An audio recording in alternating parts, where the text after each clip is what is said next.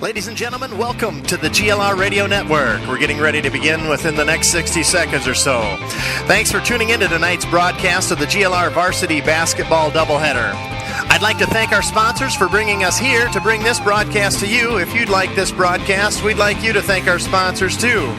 As always, we'll do our best to bring you the live action, and we'd ask that you tell a friend or two. Our web address is www.youcanhear.us/GLR. That's right, you can hear us on www.youcanhear.us/GLR. Find us on Facebook.com/GLR Radio, or get our free radio app on your phone by texting GLR to 72727.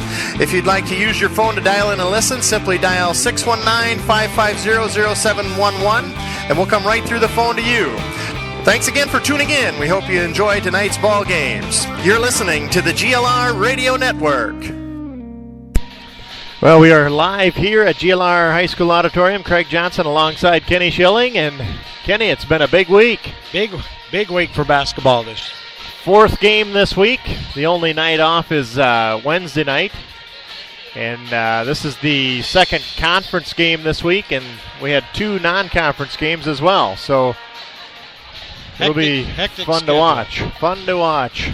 So we've got about 5 minutes here before the tip-off, and we're going to have a doubleheader on tap for tonight. Doubleheader with Boyden Hull. And it's GLR girls first and then boys. So we're looking forward to a great contest, a couple of great games tonight, and looking forward to bringing you all the live action. So as we get started, we're going to talk about the threat assessment here for Boyden Hull. And we've got Ewalt taking a majority of the shots. She wears number 11, I believe. Yeah, and she's a senior. She'll be shooting from the outside, more dangerous in the mid-range and attacking the basket. And then Schaefer is one of the inside post presence people. Yeah, and she's just a sophomore, so she's kind of an up-and-coming player.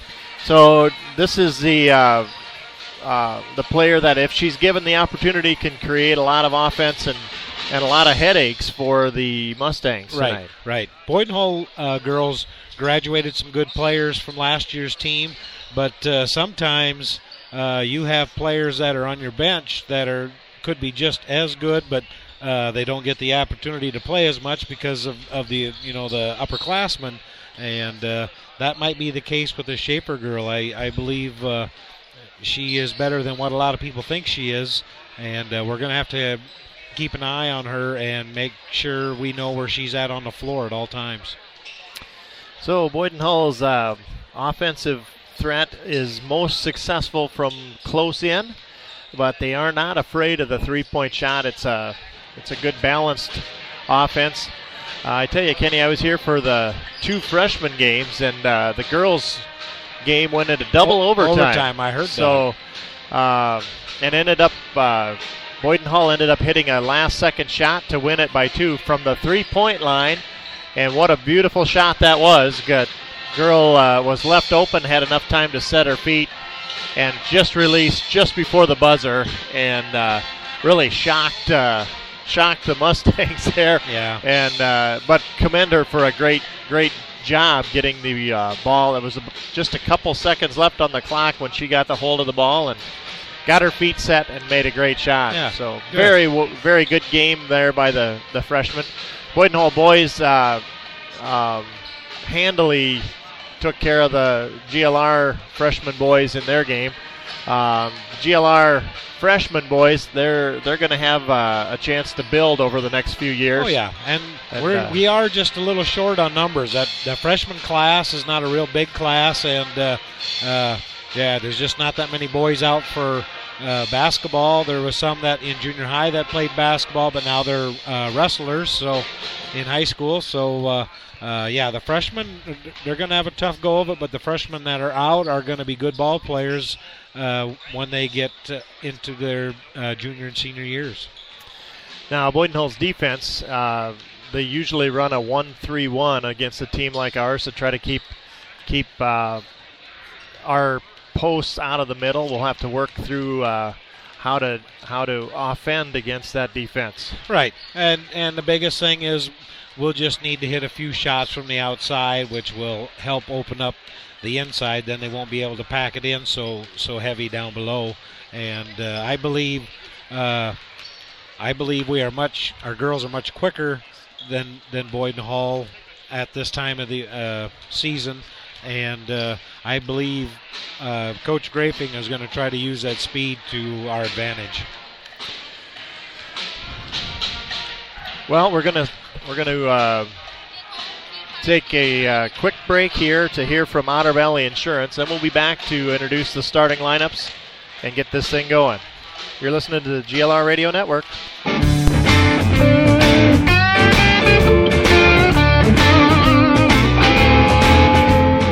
Are you looking for more protection against bad weather hitting your crops than federal crop insurance alone can provide?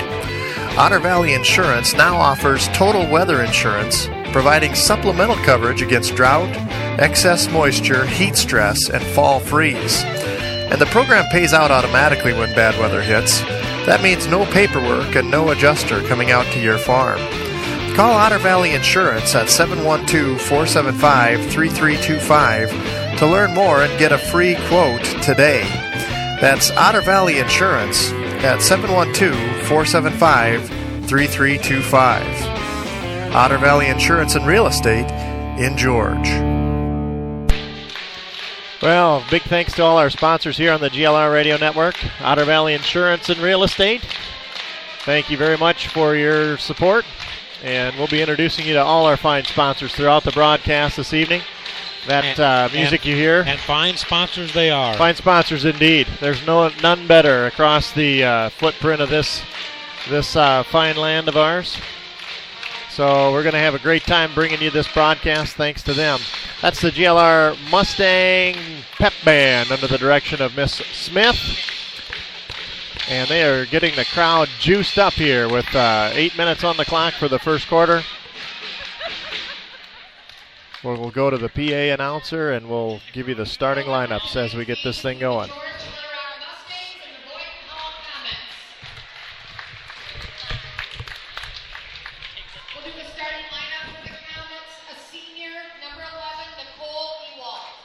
So Nicole Ewalt going to start for the Boyden Hull Comets. Haley Van Vorst. Bailey Tenhaken. Jenna Ribbons. Head coached by Bruce Kaiser. And assistant coaches Kerry Vandekamp and Dan Potabaum. Abby Eben, number 20.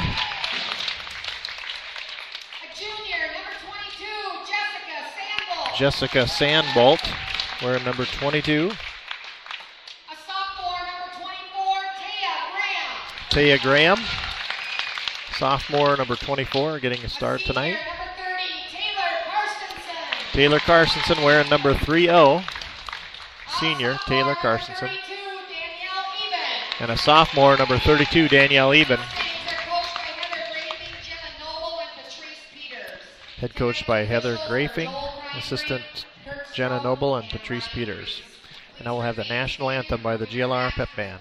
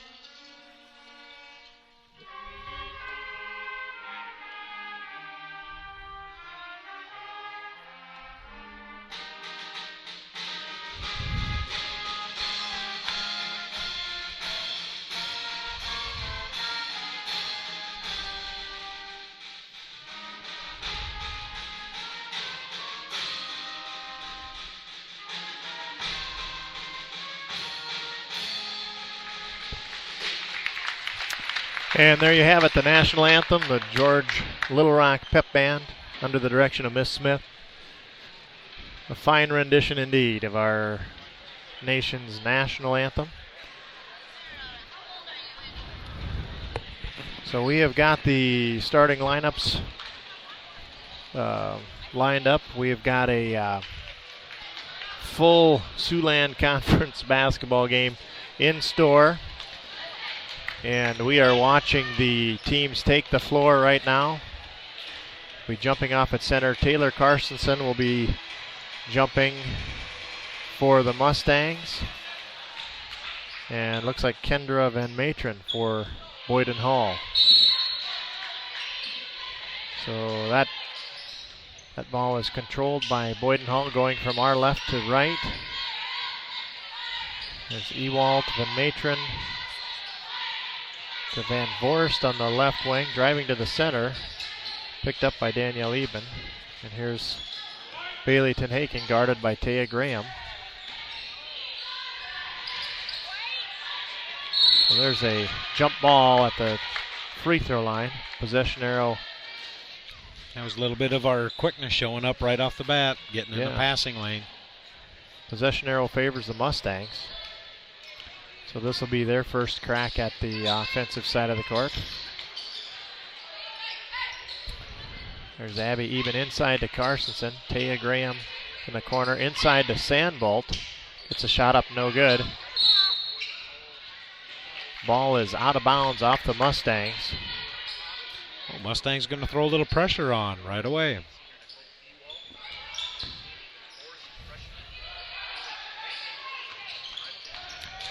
Boyden Hull got it in bounds, but now they're having a little trouble here. It's a lob pass over Abby Eben to break the press. Sandbolt shooting into the passing lane, trying for a steal, came up just short of it. Good defense here by the Mustangs. And there's Abby Eben closing the gap on the passing lane as the Comets trying to work it inside and out, but they are having a big obstacle in the Mustang defense here.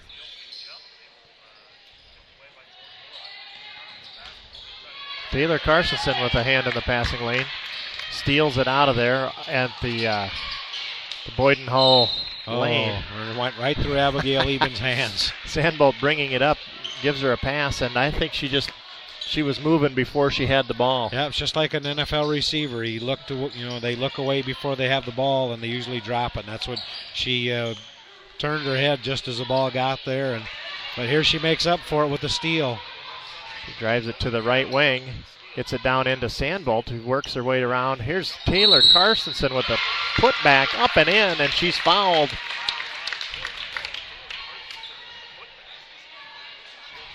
I believe that foul will be on number 13.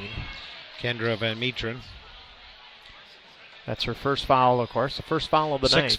6 foot junior. She's a tall girl. You're going to be dealing with wingspan issues all night with her. Taylor Carstensen free throw is up and good. So 3-0 Mustangs. Full court press engaged by the Mustangs. Ewald driving left inside of Van Matron, gets a nice shot up off the glass and in. It's a good pass inside to her. Got it threaded through the only hole in the defense she could find. That was a good job by the guard for Boyden Hull, penetrating and then being able to dish off. Wide open Abigail Eben under the basket. Good feed from her teammate. Danielle gave her the feed, I believe. Here's a little pressure and forced Boyden Hull to double dribble. Bailey Tenhaken had nowhere to go with it once she picked up her dribble, and she's called for a double dribble. So the Mustangs exerting their defense right away. Inside pass to Jessica Sandbolt. Well defended there by Nicole Ewald. Shot no good, and Ewald comes out of there with the rebound. But Tenhaken. Kaylee Van Vorst driving into the paint. Shot up no good, and she's going to be fouled by Taylor Carstensen. 5:32 on the clock, 5-2 the score. So Kaylee Van Voorst at the free throw line. Makes the front end of the two-shot opportunity. One team foul apiece tonight. 5:32 again on the clock. Second free throw on the way. Up and good as well. Going to have a substitution now. Brittany Schaefer in for Kaylee Van Voorst. And looks like Mia Graham in for Abigail Eben. Putting Mia in for some speed.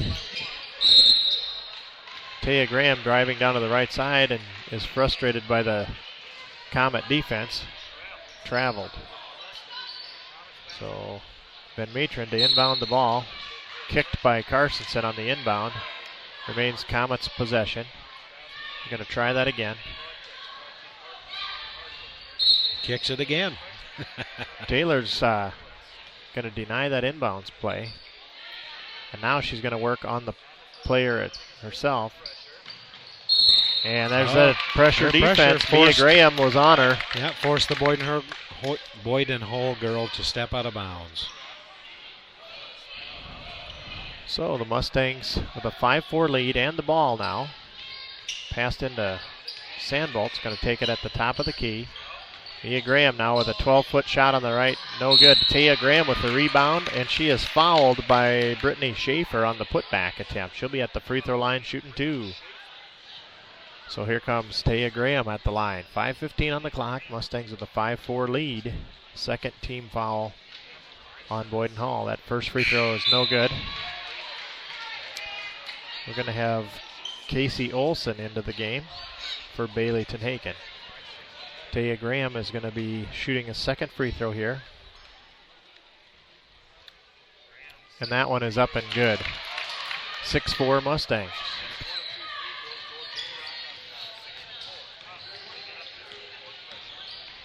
So here's the Comets getting across the timeline. Good screen to the middle.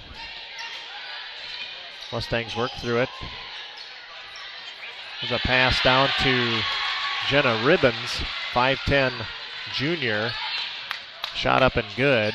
Worked it inside to her, and she had good clearance there to get the rest of the job done. Here come the Mustangs now with the ball. Sandbolt driving for the Mustangs. There's a kick ball. It's number 11, Nicole Ewald. So we're going to reset with 4:38 to play in the first quarter.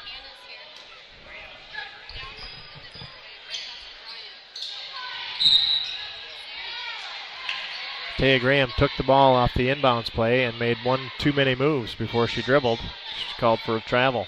Score's tied at 6.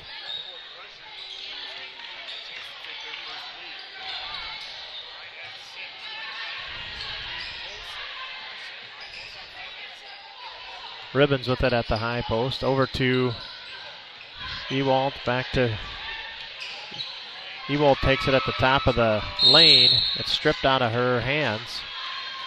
And we're going to have a jump ball. Jump ball called. Arrow in favor of the Comets. So the Comets inbound under their own basket. Ewald calling for some teammates to move. Here's Taya Graham with a steal. Stolen out of there. Here's a pass ahead to Carstensen. Nice job.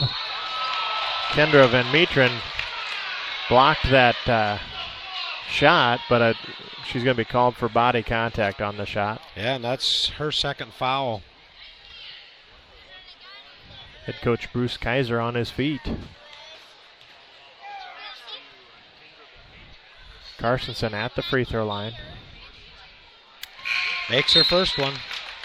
That one's good. So Danielle Eben coming out, Taya Graham coming out. Mariah Tahark and Abigail Eben back in. So here's Taylor's second free throw, and that one's up and rattles out. No good.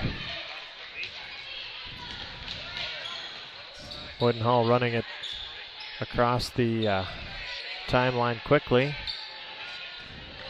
Ewald at the top of the key. Down to Schaefer. Into Ribbons. It's rims out. Keeps it alive.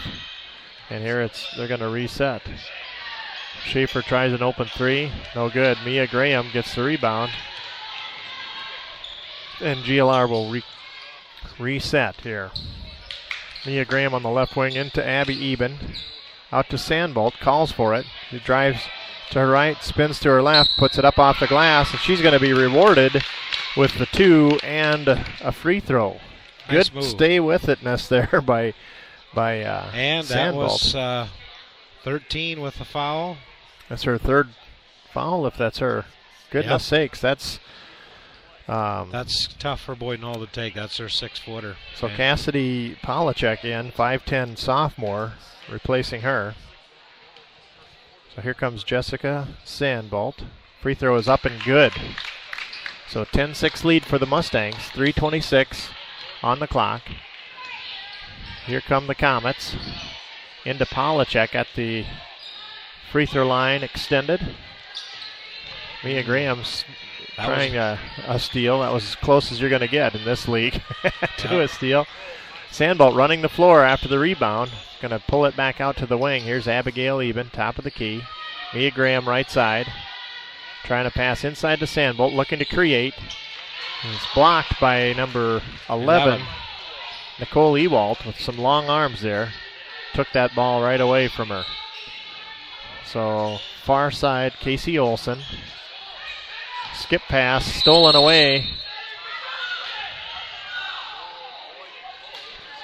Boyden Hull's called a timeout.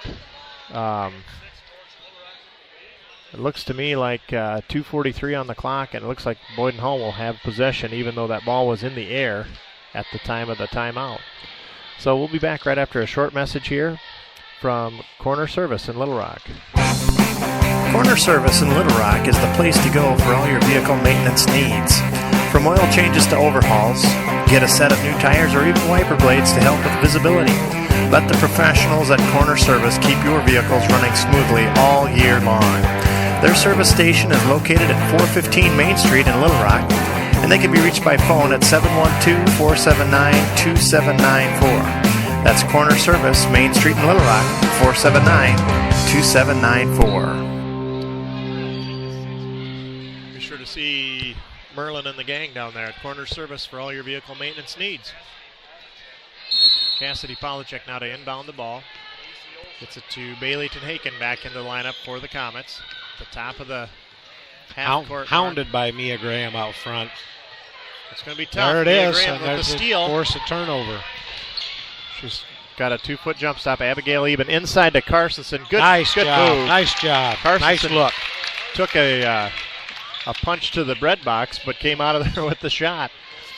No foul called, but 2 points awarded to Carsonson. Here's Mia Graham is going to hounding her and forced her to travel because she couldn't find the open passing lane. So credit Mia with the forced turnover for the Comets. Mustangs with the ball, and they're going to have a couple substitutions. Carsonson coming out. Danny Eben coming in for Taylor, and Taya Graham coming in for Jessica Sandbolt. So the Graham sisters in the mix for the Mustangs, 42 and 24. Jersey numbers. There's a tough pass inside, tipped out of bounds. It'll be off the Comets, out of bounds. The tough pass inside. Yep. Tipped and tipped and tipped. 3 players touch it. The last 2 are the Comets. It's like skipping a rock. Abigail Eben gets it to Danielle Eben, trying to save it out of bounds, saves it back in, and the Comets come out of there with it. So we're down at the bottom. Ribbons turnaround jumper from the post position over Mariah Terhark, up and in. So 12-8 Mustangs. 1:50 left in the first period. Here's Mia Graham. Abigail Eben, left wing, down to Danielle Eben on the far left side. Skip pass, too far. And 31, that's Bailey Tenhaken, trying to save it in for her teammates. She tipped that ball way out of the reach of the Mustangs, and nearly saved it in for her teammates. Inbounds to Danielle Eben. She's going to drive it baseline.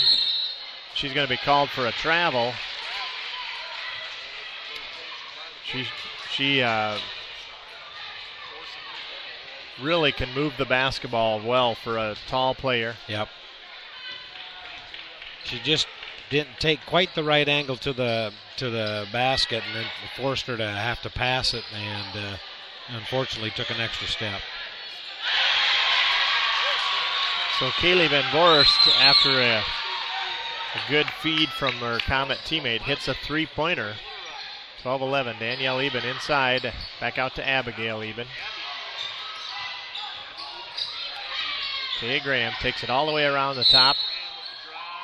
And there's going to be a blocking foul called on Nicole Ewalt, I believe. Was not in the process of shooting, but there are 5 team fouls here called against Boyden Hull. And that's Nicole Ewalt's first foul. So both freshmen coming out for the Mustangs.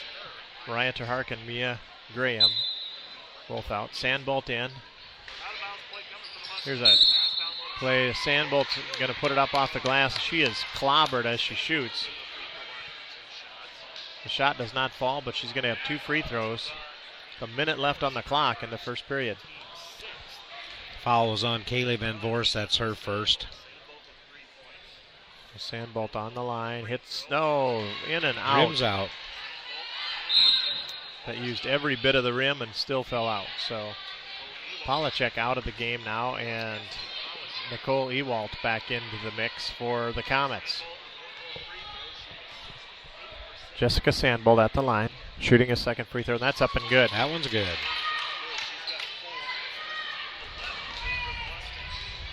So Mustangs applying some pressure in the backcourt. Kaylee Van Vorst, skip pass over to Caitlin Kerr.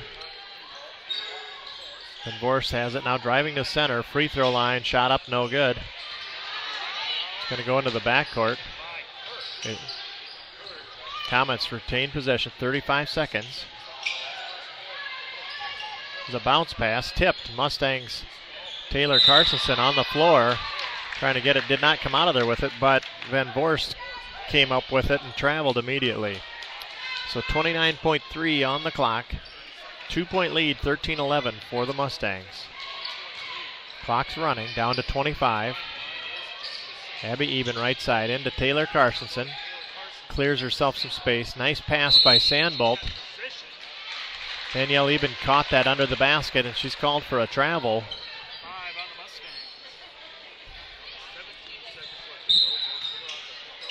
It's 5 turnovers in this period by the Mustangs. Here come the Comets. Ewalt stolen away. Danielle Eben. Taya Graham with it. 9 seconds. She's going to drive it all the way in. It's tipped out of bounds by Kaylee Van Vorst. No foul on the play. Mustangs retain the basketball. 5.3 seconds. Plenty of time to get it in and set something up. Sandbolt with it back into Eben. Danielle Eben at the turnaround shot with 1 second to go, and rims out. And Jenna Ribbons with the rebound for the Comets. So very tight matchup here. 13-11 in the first period for the Mustangs. Now that's some high-speed basketball there, Kenny. Yeah, and once again, we're kind of without our floor leader, Keely Cruz. I don't believe she's even suited up again tonight, so she's kind of nursing a sore knee. So I think the coach just wanted to give her these couple of games off, and then she'll have Christmas vacation to heal up and be ready to go after the first of the year. Yep. So we've got one in the book. 6 team fouls, 1 team foul against the Mustangs. So yeah, Mustangs have done a good job on defense. They're quick, but not getting caught with their hand in the cookie jar, so to speak. They're knocking the ball away clean, or even forcing Boyden Hull to alter their stance, and Boyden Hull's being called. They've been called for several travels already. So the Mustangs will inbound the ball into their backcourt. Mia Graham back into the lineup for the Mustangs.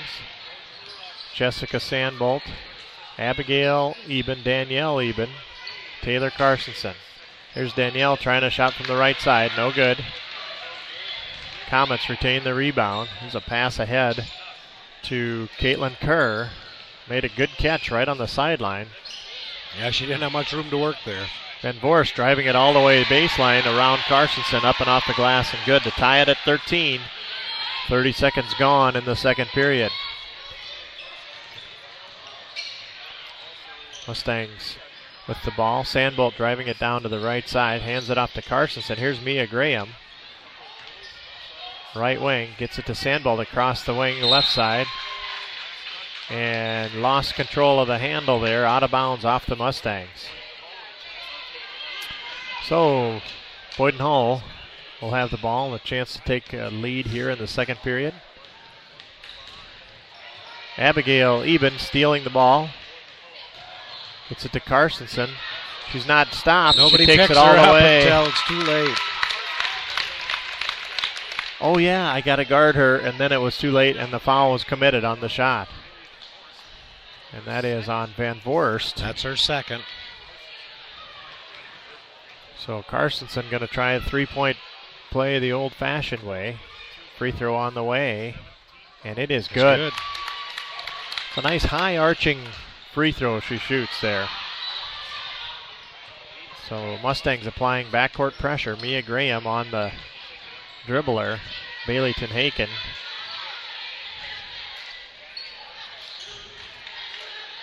Mustangs applying major defensive pressure here. The Comets working it around the horn. Here's Mia Graham with a steal. Keeps a hold of it. Gets it to Danielle Eben, who brings it the rest of the way across the timeline. Gets it to Danielle Eben. We're going to have a pushing foul on Kaylee Van Voorst, and that'll be her third. Two quick fouls by Kaylee Van Voorst. So Boyden Hull with two players with 3 fouls. It's fairly early on in this matchup. Casey Olson coming in to replace Kaylee Van Voorst, and Jenna Ribbons takes a seat as well for the Comets. Free throw on the way, and that's no good. It lands on the ground. It's rebounded by Caitlin Kerr. Mustangs with defensive pressure to backcourt. But pass to Olsen's. Tipped away by Abigail Eben, and it went off Taylor, the rim, and it came into the hands of Carstensen. Taylor. Good job by Carstensen there to get that rebound. Tough pass. Danielle Eben making a good hustle to the corner to get that pass. Nice pass from Abigail Eben inside to get that shot back Didn't up. get it to go, but Danielle Eben with an offensive rebound and gets fouled. So Danielle will be going to the line to shoot 2. His 9th team foul in this first half. And that foul was on Nicole Ewalt, and that's her second. So that free throw is up and good. We're going to have Brittany Schaefer in and Kaylee Van Voorst back in.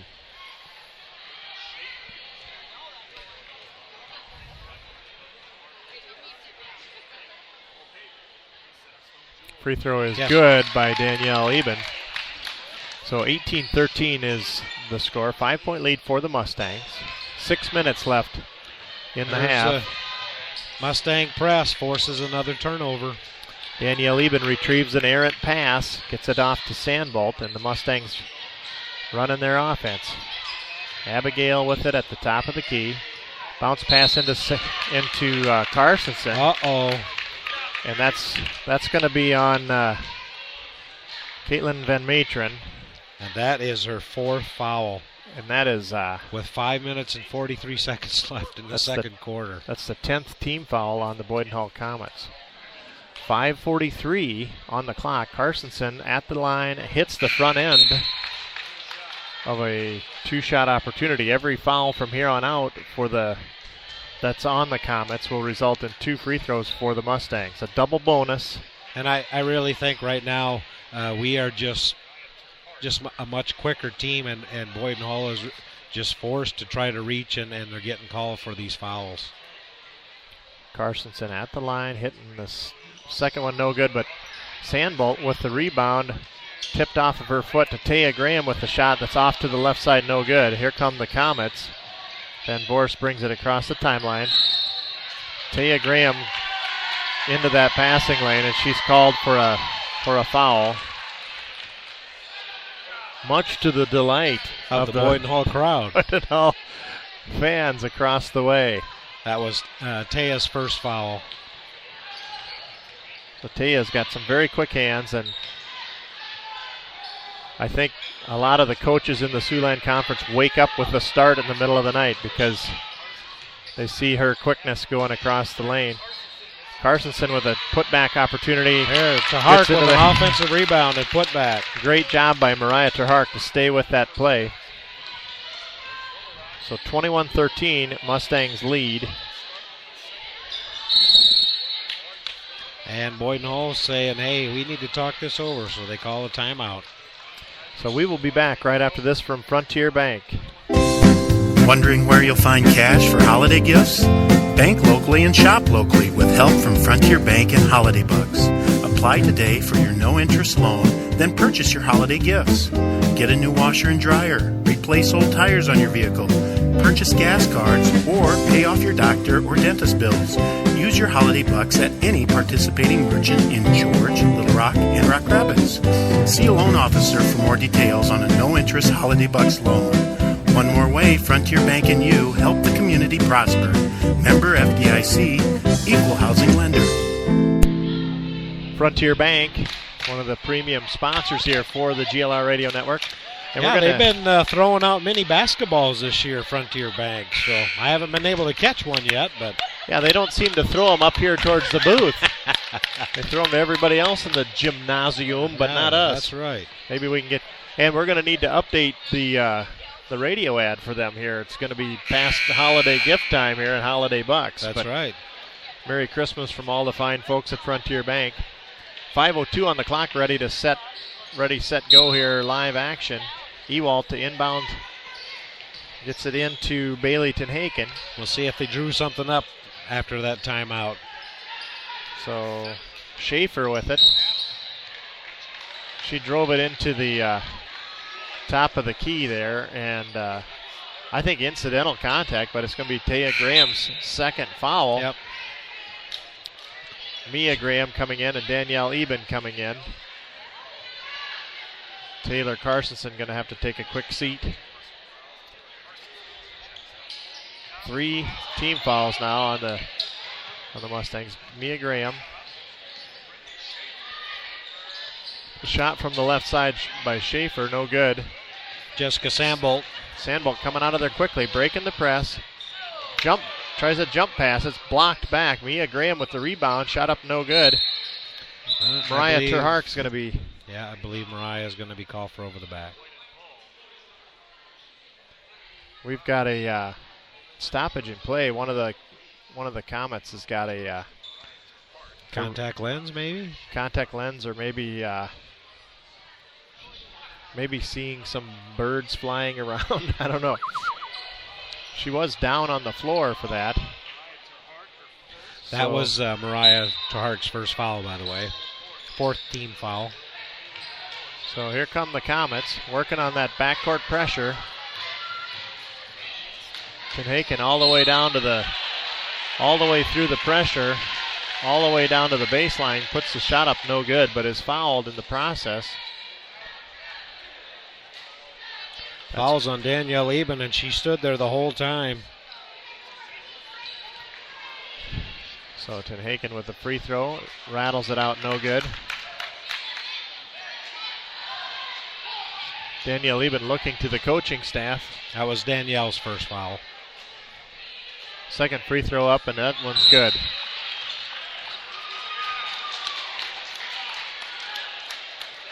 They're going to whistle that one back. She must have stepped on the line. So still 21-13, 4:23. Pass inside, stolen away by Boyden Hull, and here they come. 21, Kaylee Van Voorst with it on the right wing. Ewald at the top of the key. Skip pass to Brittany Schaefer, up off the glass, no good. And Ribbons, I believe, will be called for an over the back. It's Jenna Ribbons. That's her first foul. Her first foul of the night. That'll send Jessica Sambolt to the line for 2. So 4:06 on the clock, and that's a long time to have the double bonus. It sure is. That's a big hill to climb up from if you're the Boyden Hull Comets. Especially when Sandbolt can hit the front end of 2. Carstensen coming in. Abigail Eben going to have a seat. So we got 3 big girls in right now. We got Taylor, Mariah, and Danielle all on the floor, along with Jessica and Mia Graham. Second free throw by Jessica Sandbolt. Rattles off the front of the rim, no good. Here come the Comets. Bailey Tenhaken driving it up.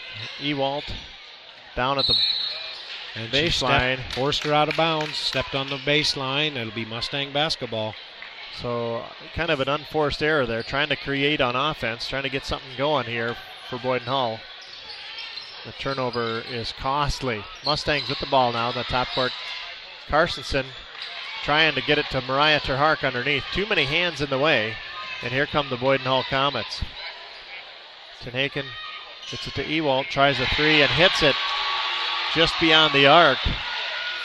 So 22-16 cuts the lead to 6. 3:30 left in the first half. Mia Graham driving to her left. Gets it out to Carstensen, tries a 15-footer, no good. Danielle Eben with a nice putback. Nice offensive rebound. 2 points as the result of that. 24-16 Mustangs. Here's another one. Ewalt with another 3, no good. Danielle Eben with the rebound. From the exact same spot she took the last one. So here come the Mustangs now. Sandbolt with it at the top of the key. Gets it to Carstensen way at the top of the key. She's going to drive it to her right. Good ball handler. It's to Mia Graham. Carstensen with it at the top of the key again, driving it to the right. Tries a pass. The shot was, or that pass was influenced, I believe. It went out of bounds off the Mustangs. So here we go. Comets with the ball, 2:40 left. Abigail Eben set to check back in at the next opportunity. The right. Schaefer tries a long shot, Another rebound by Danielle Eben. So here is Mia Graham with it on the left wing. It's a fast back and forth match. Inside pass to Carstensen, dribbling it. Up and off the glass, no good, but she's going to be fouled. Ewalt with her...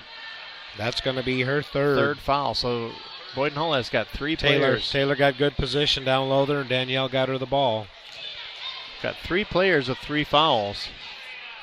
2:21 on the clock. And they have 1 player with 4. The scoreboard quits counting at 10, but we'll tally that up for you at half here to show you how many fouls in total were committed. So 25-16. Carstensen with a second free throw here.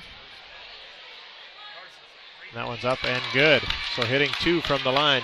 10-point lead for the Mustangs. Taylor's a good free throw shooter. She got good form, takes her time. Nearly a steal by Sandbolt. Good heads-up play by Bailey Tenhaken to flip it back in. It went off of Sandbolt, who just couldn't hang on to the handle. But good defense by the Mustangs to force that out-of-bounds play in the first place. Here's Ewalt with it, trying to break the pressure. It's a to Bailey Tenhaken, who breaks the timeline. Ewalt thought better of a three-pointer. Ewalt with it now. She was out there a little ways on that one. So Ewalt top of the key, driving it left, gets inside the lane. No good, and that's going to be Jenna Ribbons, I believe, and a position foul underneath the basket.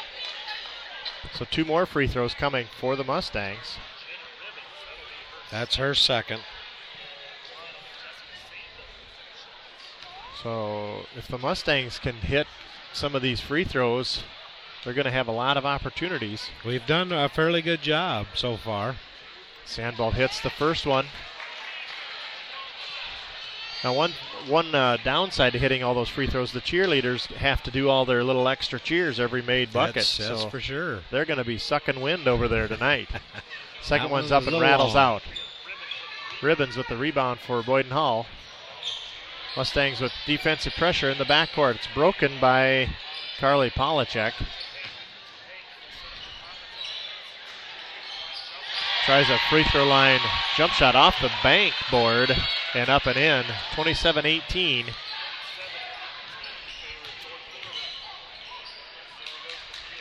Mia Graham to Danielle Eben inside to Abigail. Too far under the basket. And Boyden Hull with the ball. Ahead to up ahead quickly. Kaylee Van Voorst quickly. Van Voorst right side. Traveled with it. Took her step before she put the ball down.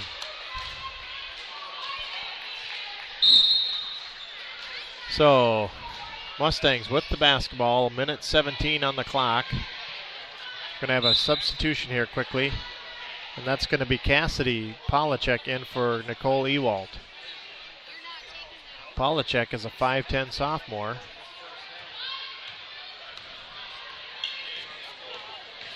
Sandbolt right side to Mia Graham. Top of the key down to Danielle Eben. Skip pass from Abigail. No joy. And frustration controlled by foul, Bailey Tenhaken, and Danielle just reached in there trying to get it back. Yeah, that's her second. Mariah Tahark will come in for Danielle so she don't pick up her third foul in the last minute of the half. Ewald set to check in for the Comets, replacing Caitlin Kerr. So 27-18. Ooh, nearly a steal again by the Mustangs. That backcourt pressure is broken. Tenhaken takes it to the baseline, gives it back to Ewald. Shot up and got it to fall. Got the shot to fall, and there's a foul on Mia Graham. Mia Graham. That will be Mia's first. That's the 7th team foul. There's two.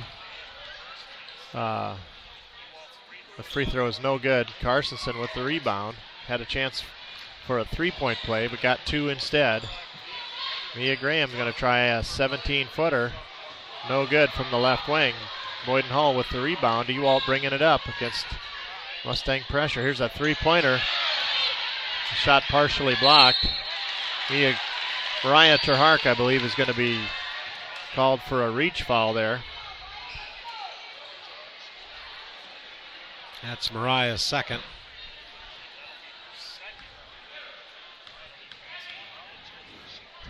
So Cassidy Polachek at the free throw line. First free throw up, and it rattles out, no good. Caitlin Kerr coming into the match, replacing Ewald. 33 seconds left in the first half. Polachek at the line. Cassidy Polachek, second free throw. And that one is no good. Mariah Terhark with the rebound. Here comes Sandbolt with the ball. Heading left side. Mia Graham, top of the key. Guarded by Carly Polachek. Pass to Sandbolt, deflected out of bounds by Tenhaken.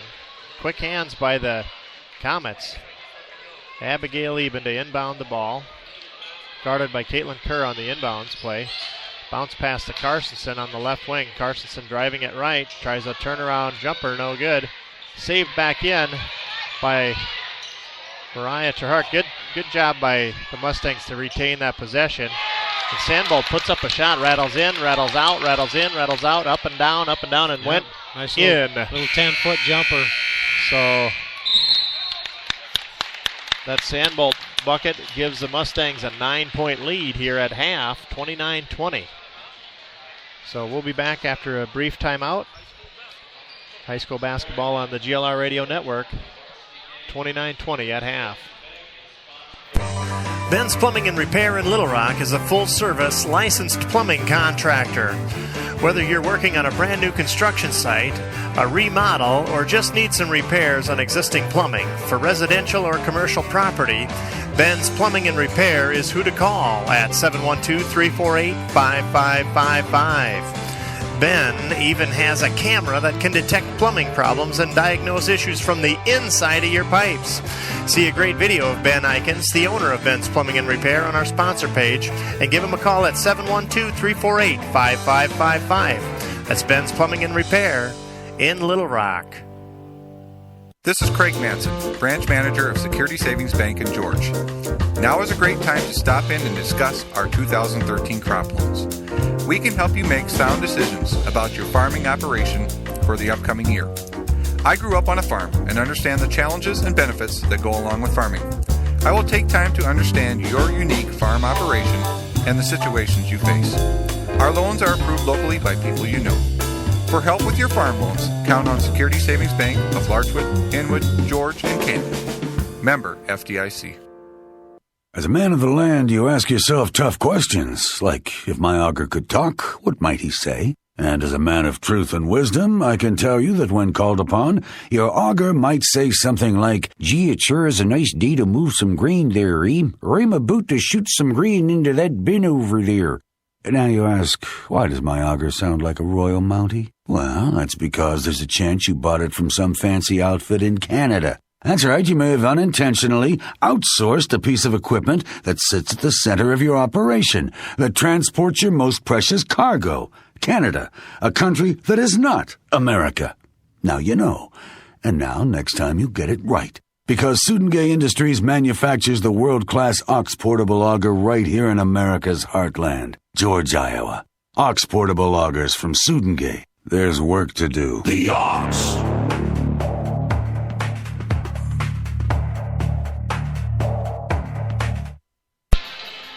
Well, we're back to the broadcast here. It's halftime, and the score is GLR 29, Boyden Hull 20. And I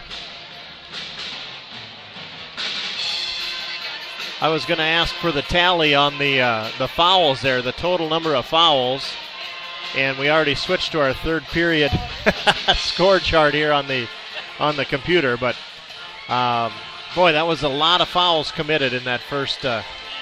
Unofficially, what do we have, Kenny? Well, it seemed like it. Unofficially, I have Boyden Hull with 13 team fouls and George Little Rock with 8. Yeah, that sounds about right. The problem Boyden Hull had was, of those 13 fouls, 3 of the girls had most of them. So yeah. I mean, they weren't spread out. So well, 3 girls with 3 and 1 with 4. They got 2 girls with 3 and 1 girl with 4. 2 girls with 3 and 1 with 4. Okay. So just unofficially here, we've got GLR shooting 27% from.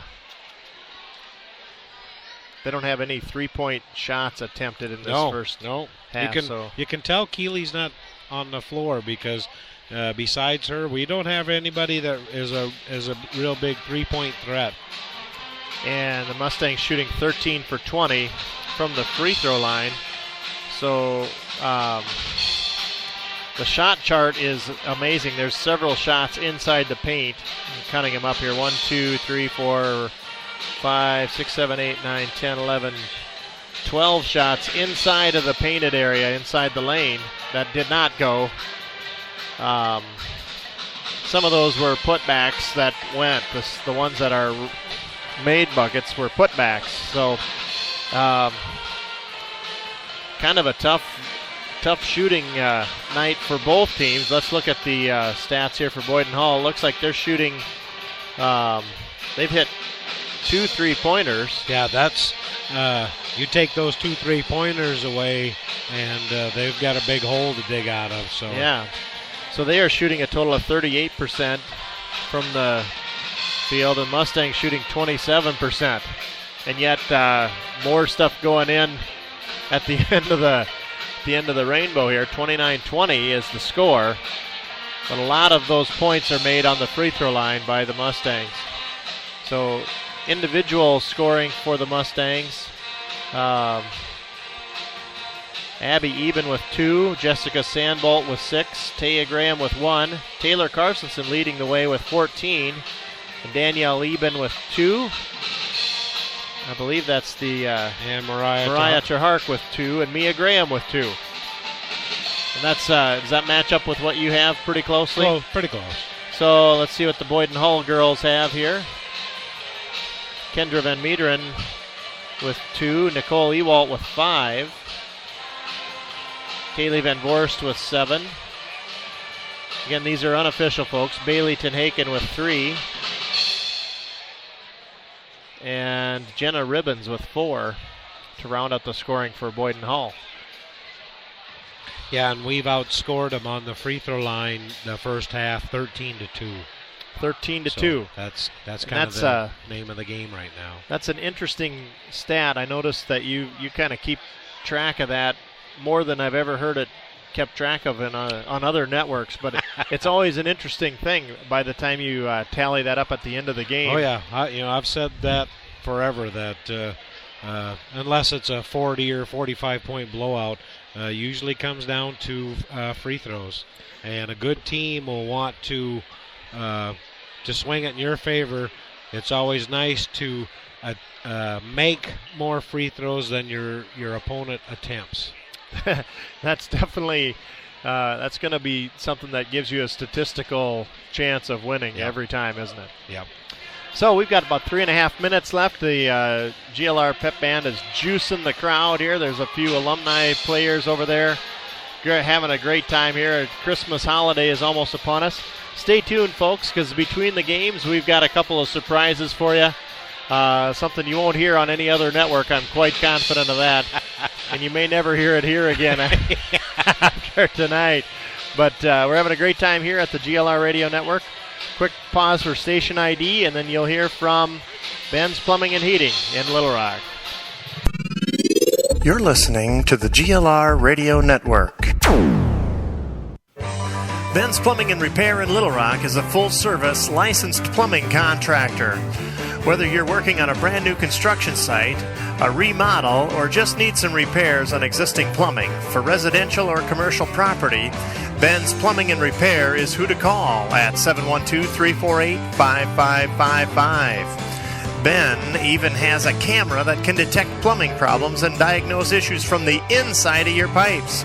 See a great video of Ben Eikens, the owner of Ben's Plumbing and Repair, on our sponsor page, and give him a call at 712-348-5555. That's Ben's Plumbing and Repair in Little Rock.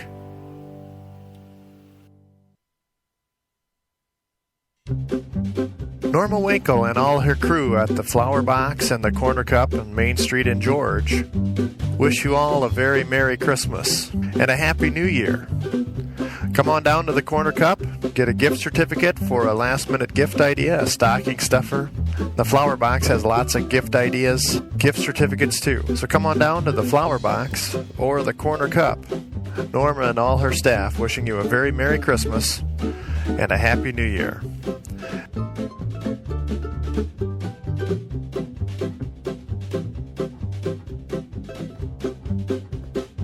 Merry Christmas, everyone. Yeah, very Merry Christmas from all of us here at the GLR Radio Network as well. Craig Johnson alongside Kenny Schilling. We've got a minute and 15 seconds before the second half begins. GLR with a 9-point lead over the Boyden Hull Comets. And Kenny, it's one of those games that's it's fun to have a lead at halftime, but there's got to be some adjustments made by the Mustangs if they want to retain that lead going forward. Yeah, that's for sure. I felt we could have been ahead by a little more than 9 at halftime, but sometimes your shots just don't fall, and we had some decent looks at the basket, and maybe the second half a few of them close range shots will go in, a couple of the girls, and I think our defense will take care of itself, and hopefully we'll come out with a win. Well, you hear the school song there. One of the biggest things coming out of this third quarter will be interesting to see if the Boyden Hull coach is going to play these girls with the 3 fouls right away, or the big girl with 4, or if he's going to sit them for a little bit, because that could definitely be a big factor later in the game.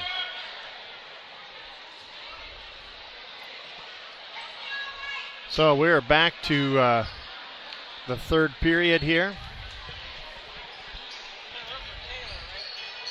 Looks like Boyden Hull will be throwing it in. That's going to be Kaylee Van Voorst inbounding the basketball to Bailey Tenhaken, who sets the offense for Boyden Hull. Back to Van Voorst. Ewalt, top of the key.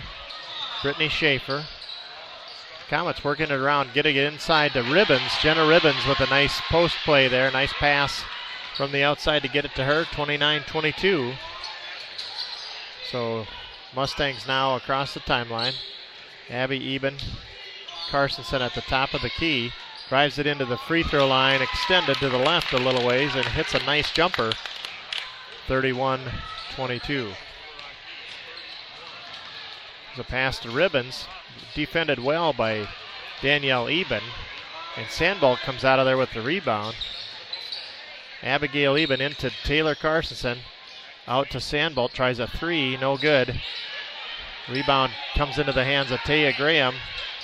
Good box out there by the Comets. Abigail Eben is going to be committing a foul there. I think she fouled number 31, Bailey Tenhaken. That's Abigail's first foul. The Mustangs applying backcourt pressure. They get it across, stolen away by Taya Graham. That left-hand layup no good, tipped out of bounds by two Comets there. Nice defense by Taya Graham. So 30-second timeout called by head coach Bruce Kaiser to talk things over. I think they're having trouble breaking that press, and I thought they had broken it, and Taya Graham so fast came out of there with it. Right in front of it was like the Boyden Hull player was passing it to Taya. It's just, I don't know, folks. I've never been bitten by a rattlesnake, but it's got to be something like that. Faster than fast, hard to describe. Something you have to see in person, and those of you who have know what I'm talking about. Yep. So the Mustangs will inbounds under their own basket. Mustangs with Carsonson and Graham at the free throw line at the top of the post. Sandbolt on the far right side for Abby posting in. Danielle Eben with it underneath. Now out to Sandbolt. The inbounds play goes to Sandbolt. The pass to Eben back to Taya Graham. Thrown out of bounds. Taya got it too far out of range. Yeah, I think Taya thought Danielle was going to kind of step out toward the baseline, and Danielle actually stepped in. So you zig when you're supposed to zag. Here's a tip from behind. Sandbolt causing headaches for the Comets. There's a three-pointer, though. Left Van Voorst plenty of room to shoot, and she hits the three. So 6-point lead, 31-25, 6:20 left in the third period. So Carsonson retrieving it at her feet. Shot up no good by Sandbolt. Comets coming out of there with it. And Brittany Schaefer dribbled just a little too high. I think as tall as I am, I could dribble it that high and they wouldn't call me for that. But she's not near as tall as me. No, she isn't. She's listed as a 5'6" freshman, if I'm not mistaken. So there's a pass inside to Abigail. Or how did Abigail catch that? I don't know how she come down with that. Over two Comet players, and she had her hand up at just the right time to retrieve that. Shot did not fall, but there's the second foul against Brittany Schaefer committed there. Abigail shooting two free throws. The first one's up and good. So kudos all around from her teammates. Kendra Van Materen back into the lineup. Kendra is a 6-foot junior. And she's got 4 fouls, so that'll be something to keep an eye on. Here comes Eben's second free throw. Up and good. So Van Materen now inbounding for the Comets. And here comes Bailey Tenhaken controlling the tempo. Van Materen inside. Sandbolt tips the ball out of bounds against the Mustangs. So Comets will have the ball under their own basket. Tenhaken to inbound to her teammates. Guarded by Taya Graham. Got it in with a long pass to Casey Olson. And Kaylee Van Voorst is going to be called for a travel as she makes her move, trying to work that ball inside. 33-25 the score. 5:36 on the clock. Here come the Mustangs. Jessica Sandbolt breaks the timeline.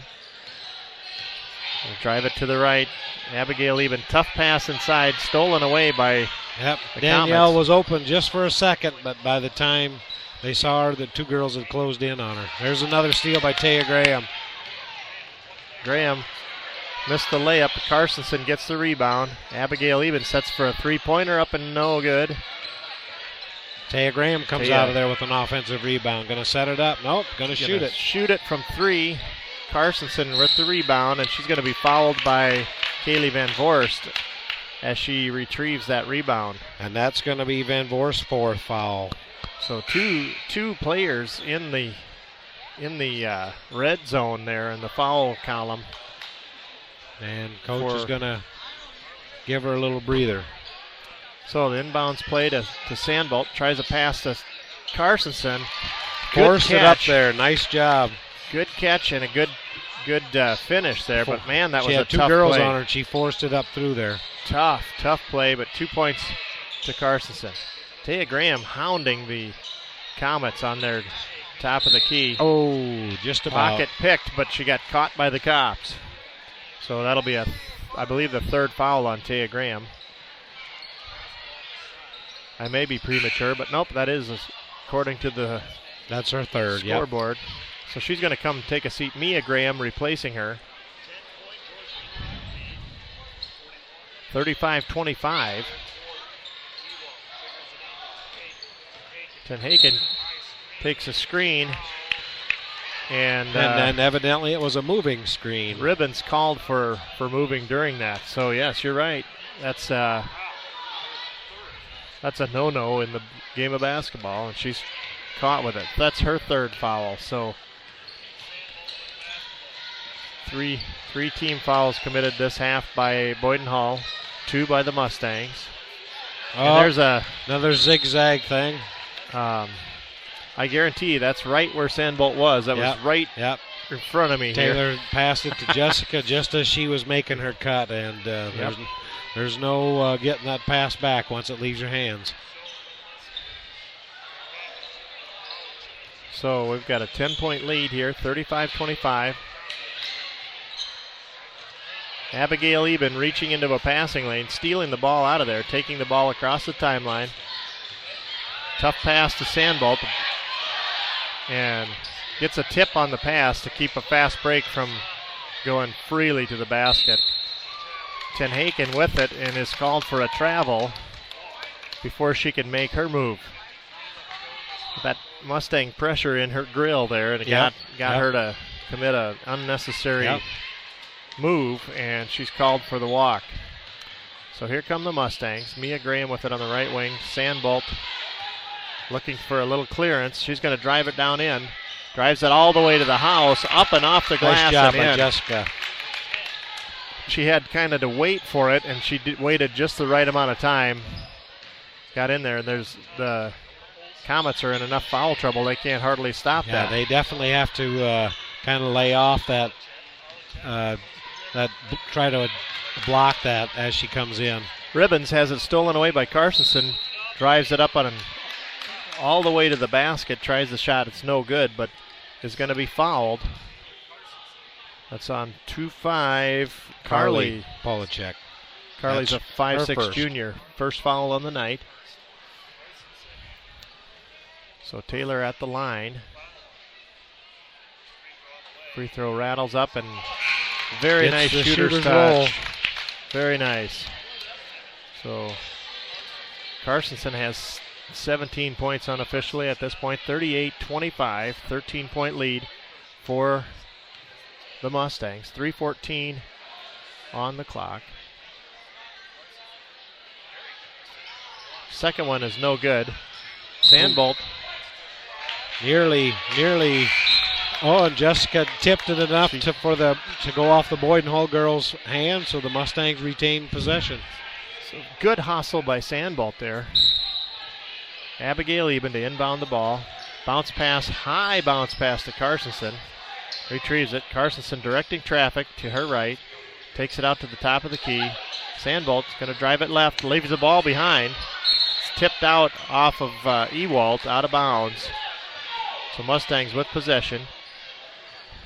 Sandbolt got 2 steps away from the ball and had to go back for it. Ewald tipped it out of bounds. There's a large lob pass into Sandbolt. Shots blocked, but Carsonson offensive comes rebound out. by Taylor.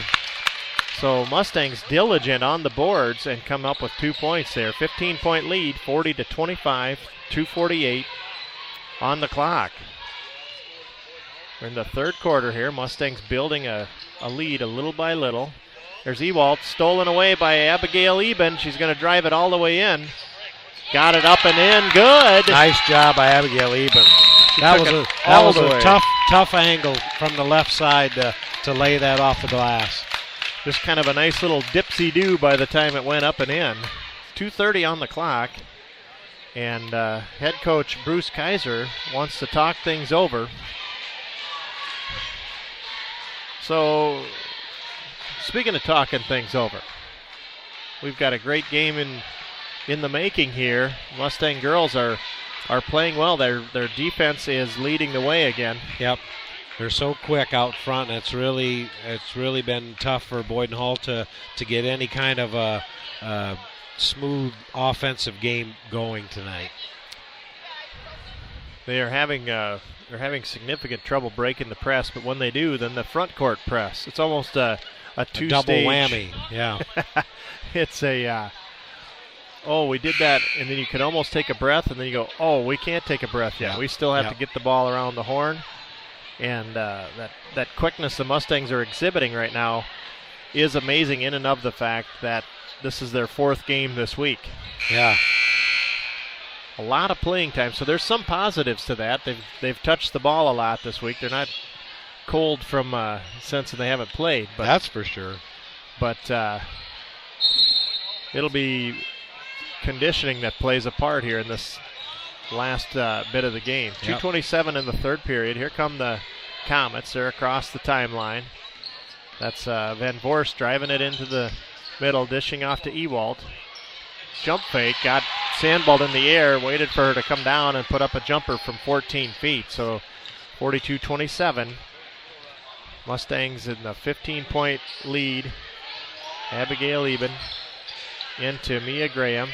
Down to Danielle Eben. Back to Mia. Is going to shoot an 18-footer. It's no good. Mariah Terhark saves it in to Danielle Eben. Nice soft shot. No good. Mariah Terhark with the rebound. No good. Mia Graham gets in there and got in to a jump ball position with Kaylee Van Voorst. And possession arrow in favor of the Mustangs. Man, that was good hard work. The shot didn't go in, but we had several players with an offensive rebound and put back, and they just kept hustling. You got to be grinning ear to ear if you're head coach Heather Grafing after that exchange. And here's the inbounds pass to Sandbolt from Mia Graham. Sandbolt up and in. Nice little quick cut to the basket and gets the foul. So that's the 5th team foul. That foul is assessed to Carly. No, check me on that. Bailey Tenhaken, that's her first. And Sandbolt hits the first of 2 free throw opportunities. We've got 2 substitutions coming in here. Abby Eben and Mariah Terhark coming out. Taylor Carsonson and Taya Graham coming in for them. So here's the double threat, 42 and 24. The Graham sisters out on the floor for the Mustangs. Sandbolt hitting the second free throw. She has shot well from the line tonight. Yeah, she sure has. 17-point lead now for the Mustangs. Tipped off of Taya Graham, out of bounds. Good defense there by Taya. Taya just enters the game and already got a ball tipped out of bounds. So Mustangs pressuring the inbounds pass. Polachek, number 51, that's Cassidy Polachek. And we're going to have an offensive foul called on number 53. That's Jenna Ribbons. That was an illegal screen again, a moving screen. She had, we're just so quick and we're getting by it, and she's trying to stick her hip out a little bit to catch that player, and then the refs are calling it. So here come GLR Mustangs. See, now there was a pick by Danielle Lieben, and she never moved. Good rebound underneath. Big hit in the lane. Sandbolt has to dish off to Graham. Shot up, no good. But Taya Graham will be at the line. So and if that foul's on 21, that's her 5th foul. Yep, and that's Kaylee Van Voorst's 5th foul. A minute 24 left in the third period. In the third quarter, yeah. So here's Taya Graham at the free throw line. Hits the first of two. Percentage-wise from the free throw line, Mustang girls shooting very well right now in this period for sure.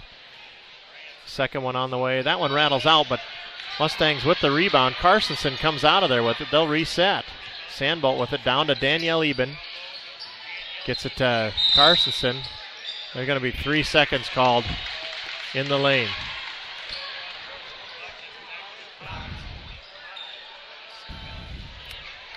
Mia Graham was going to inbound it to her teammates.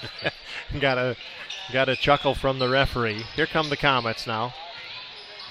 Ten Haken with it in the backcourt, guarded by Taya Graham. Here's Ewald. Coach Bruce Kaiser going to take a timeout to talk things over to help them cope with this backcourt defense by the Mustangs. Full timeout. So we'll be back after this message from our friends at Country Boutique. Country Boutique in Rock Rapids is a full-service floral shop with everything you'd need from a romantic bouquet to home or office decorating for any season. They have an impressive selection of gift items for every budget, a framing gallery for photographs or paintings and memorabilia, a formal wear specialty store for weddings and proms and other formal occasions, and much, much more. Get an instant coupon worth $5 that you can use on your next visit by texting CB Flowers to 72727. Again, just text CB Flowers to 72727 and an instant coupon worth $5 off a qualifying purchase will be sent straight to your phone. That's the Country Boutique in Rock Rapids, Iowa. 712-472-3668. 472-3668. Thank you to Country Boutique. Be sure to get that stuff off of your shopping list here. We're almost down to Christmas here, so you've got a chance to get in there yet tomorrow and Monday at the Country Boutique. So the Comets working it into Kendra Van Matren, who gets down to the baseline. She's fouled by Danielle Eben. Danielle picks up her third. That's her third. Yeah. So Van Matren playing with 4 fouls. Her first free throw is no good. Must have been a good foul then. Yep. Second free throw coming yet from Kendra Van Matren. Coach Grafing electing to leave Danielle in. I thought maybe they'd give her just a little bit of a rest, but. So hits the second one, 45-28, 54 seconds left in the third period. Mustangs with the ball. Sandbolt. Happy just to dribble that half court unless they're going to come and pick her up. So they're taking some air out of it here, Kenny. Yep, nothing wrong with that. Mia Graham, Taya Graham. Here's Mia.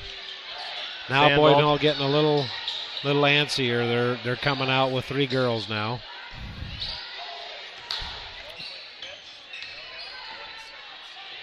So here's Taya. There's a tip ball. There they go. They got the steal. Taya takes it right back. Gets it back. There's only 13 seconds on the clock. Mustangs are going to have to hustle to get a shot off.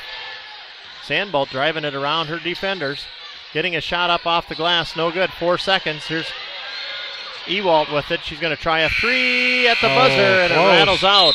She had a good look at the shot. That would have been a big difference here. 45-28. So would have definitely been a little bit of a momentum swing going into the final corner for Boyden Hull. Well, we're done with 3, 45-28 in the books. And we'll be back right after this message from our sponsors. Dykstra Chiropractic in George provides chiropractic services to relieve pain and stress and to help people live a happy, healthy life. Dr. Krista Dykstra works with children and adults to do chiropractic adjustments and uses a painless activator method in ultrasound. Her office hours are Monday, Wednesday, and Friday, 8:30 to 5, and Tuesday afternoons along with Thursday mornings. Call for an appointment or information at 712-475-3990. Learn the power of prevention and make great health a cinch. Visit Dykstra Chiropractic on North Main Street in George, 475-3990. And Dr. Krista Dykstra wanting to wish all of you in GLR Radio Network land a Merry Christmas. We're going to have a kick ball there on the inbounds play. Van Metren, the tallest member of the Comets, trying to work it in on Carstensen, who's defending. Throwing it in here. Start the fourth quarter. Gets it to Bailey Tenhaken. Taya Graham working on her. Tenhaken with a quick 2-foot jump stop and throws it over the head of... She really winged that pass, and it just went zinging right by the player she was throwing it to. That had some heat on it. There's no two ways about that. Here come the Mustangs. Carstensen with a nice pass underneath. Nice little give and go, to Taya Graham. Carstensen drew a lot of attention from the free throw line. She could hit from there, so she had a convergence of Comets and got a nice pass to Graham underneath. Here's the Mustangs on a missed shot rebound. They're quickly across the timeline. Carstensen back out to Sandbolt to reset the offense. Here's Carstensen again at the top of the key. Going to get it back to Sandbolt. She's well defended there. Had no place to really go. Got it back out to Sandbolt. Here's a skip pass to Sandbolt, driving it to her right. Shot up off the back of the rim, no good. Might have forced that one just a little bit, but sometimes you need to do that too to keep the defense honest. She's really trying to create something on offense. Here come the Comets now. Tenhaken and when you have a 19-point lead, then you can, afford to try a couple of those things too.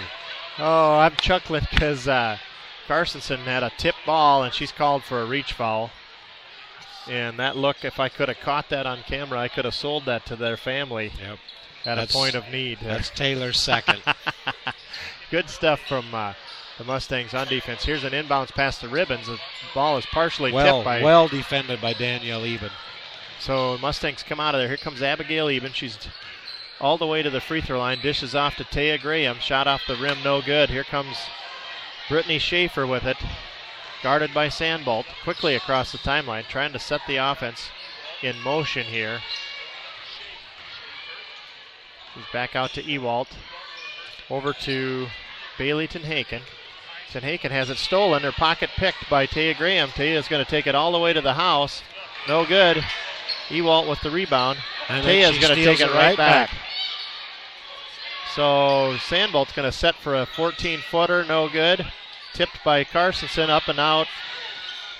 We're going to have a mutual possession there. We got two players, Abigail Eben and Kendra Van Metren, and sharing arrow possession. is in the direction of the Mustangs.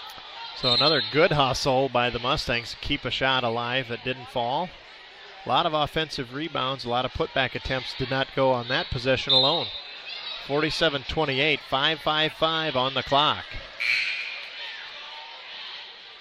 Cassidy Polachek coming in for Jenna Ribbons. Polachek and Ribbons both listed as 5'10 in the roster. There's a pass inbounds to Mia Graham from Abigail Eben. Mia nearly lost the handle at the top of the key, gets it back. Sandbolt to the right side. Graham, they're playing at the top here. Yeah, they're going to run a little time and maybe catch them off guard with a quick backdoor cut. Even to Graham. Here's Sandbolt driving it right. Takes it inside. no good. Jump ball. Carstensen and Polachek in on the jump ball. This possession arrow favors the Comets. So it took a lot of time off the clock there. 5:28 left in the game. Clock running at 5:25.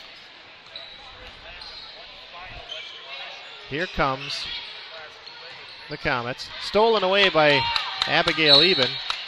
And in the effort to save it back, Carly Polachek knocked it out of bounds. So Mustangs with a steal. Retained possession, 5:16 left. So the Mustangs at the top of the key. Into Carstensen. Nice backdoor move. Oops. Abby was just a little bit too open. She could see the nothing but rim and took one too many steps. So that's a 3-step layup, they call that. So she's called for the travel, no basket. 47-28. Good backdoor move nonetheless. Yeah, it really was. Because there wasn't the Boyden Hull defender within 8 feet of her. So here's another steal attempt. Olsen on the right wing, screened by Van Matren. Jump stop. Here's Ten Haken. Going to be called for a travel. Carstensen got into her grill before she could shoot that. Stepped out, jumped out in this zone defense that we're playing and forced her to take a step. So she had actually enough room to shoot, and Carstensen closed that gap so quickly I think it took her breath away. Mia Graham into Carstensen. Turnaround jumper no good. Danielle Eben with the grab, and the putback is good. And she's going to be at the free throw line shooting one as well. And that's on Kendra Van Metren, and that's going to be her 5th. So Kendra Van Metren, 6-foot junior, going to have to take a seat with 5 fouls. Here comes Cassidy Polachek, the 5'10 sophomore, in for her. Taya Graham coming in to replace Abigail Eben. Mariah Terhark, coming in for Carstensen. Give Taylor Carstensen a breather. 4:43 on the clock. 49-28, and the Mustangs at the line. Danielle Eben to shoot for the 3 points of a 3-point play. That free throw's up and good. Nice job by Danielle. So a nice 3-point play there. 50-28. 22-point spread now. 4:35 left in the final period of play. Taya Graham defending. Nearly stolen by Taya. The Boyden Hull player forced to go into the backcourt to retrieve it. Polachek going to get her own rebound on a missed layup and is fouled by Mariah Terhark on the putback. Oh, they called it on Danielle Eben. Oh, they did. That's going to be Danielle's 4th. So Taylor's set to check in for her. Free throw's no good. Mariah Terhark shared possession, but Ewald went down to the floor. She's holding her ankle. That took a kind of a goofy bounce off the rim and ended up kind of in the middle of the lane, and all the girls kind of converged together for the rebound. And I don't know if number 11, Nicole Ewald, stepped on somebody's foot, or because it looks like she's holding her ankle. She's got a coach on either side. So we'll take a quick break here and come back to live action as soon as it resumes.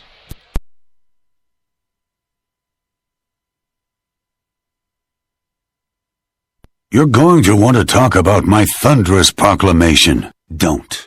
I prefer exclusion, to be overlooked, neglected. Would you prefer to park the skid loader outside so I can have a spot in the machine shed? Probably so, but trust me, the attention only makes me angry. That's the thing about Ox portable loggers from Sudengay. We don't need much, just a few 100 tons of grain to move. The Ox.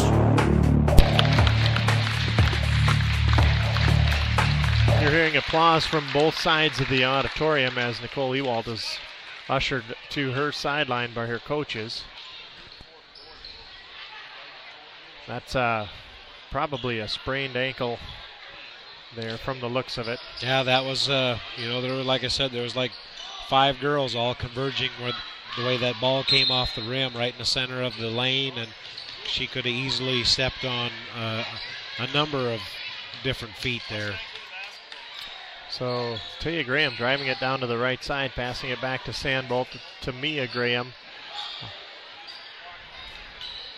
Tries a bounce pass to Mariah Trahark, stolen away by Casey Olson.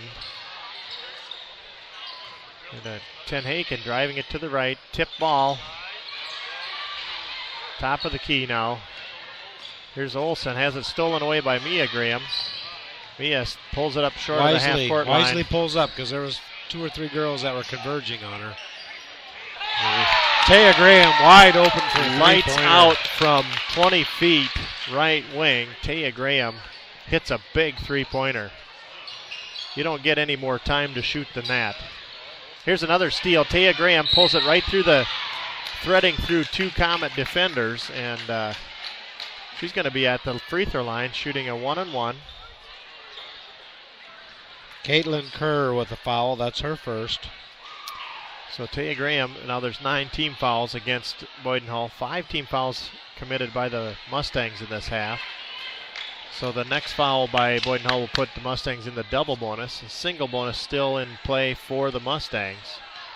3:28 on the clock, 23-point lead. Free throw on the way, and it's no good. But Carstensen with the grab. The putback is up and good. And she's all smiles. She's having a good game. She knew she had good position there and did the thing she needed to do there. Cassidy Polachek with the foul. That's her first. So Taylor Carstensen at the free throw line to make the 3rd point of a 3-point play. The shot's up and nothing but net. That's a textbook free throw, Kenny. Yep.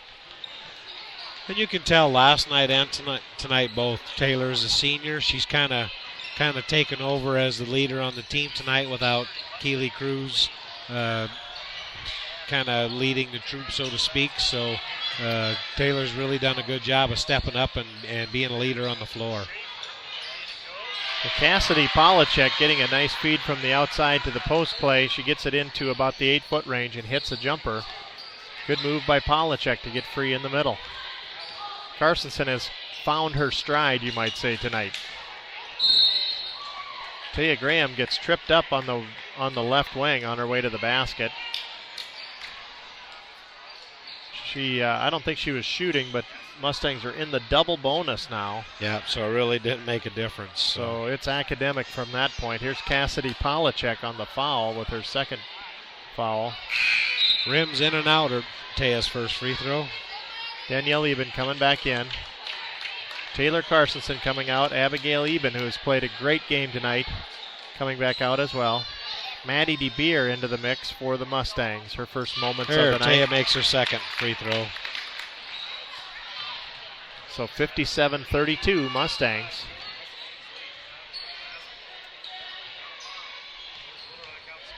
If you've got to pass it around this Mustang perimeter, you've got to really watch your passes, make sure they're crisp and on target. And you've got to meet it if you're getting it towards you. There's a rebound. Jenna Ribbons with the rebound off the shot by number 33, I believe Brittany Schaefer put that one up.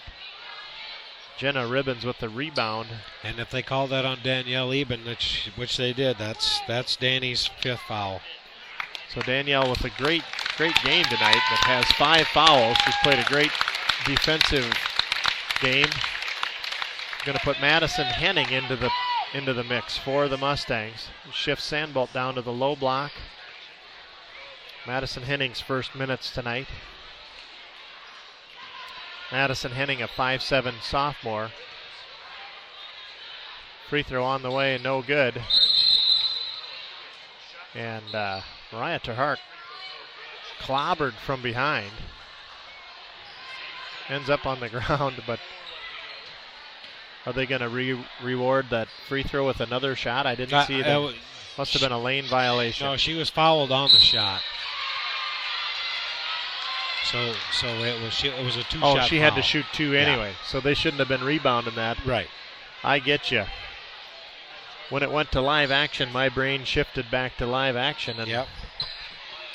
Now a rebounding foul called on Cassidy Polachek. So Mariah Trahark hits the front of 2. double bonus in play now for the Mustangs the rest of the night. Second free throw on the way, rattles out, no good. Polachek with the rebound. Bailey Tenhaken gets it into, she's going to get it into Jenna Ribbons, who turned and tried to create some space. She's called for a travel. Did not get a shot off in that possession. And Boyden Hull's going to put a little press on of their own. Mustangs quickly break it. Jess Sandbolt across the timeline. And Jessica's happy just to dribble out there until they actually come out and pick her up. So Maddie DeBeer into the game. To Taya Graham. Graham to Mariah Terhark. Sandbolt out there. Maddie DeBeer. She stretches the offense out a little bit. Here's Sandbolt again with it. Over to Maddie DeBeer. DeBeer going to drive it around to the right side. Gets it to Sandbolt, and there will be a foul committed. Bailey Tenhaken. That's a lot of time off the clock. Yep. Minute 37 left in the final period. Tenhaken with a foul, and that's her second. So Mustangs just content to let some air out of the ball here. Sandbolt. Free throw is good. 59-32.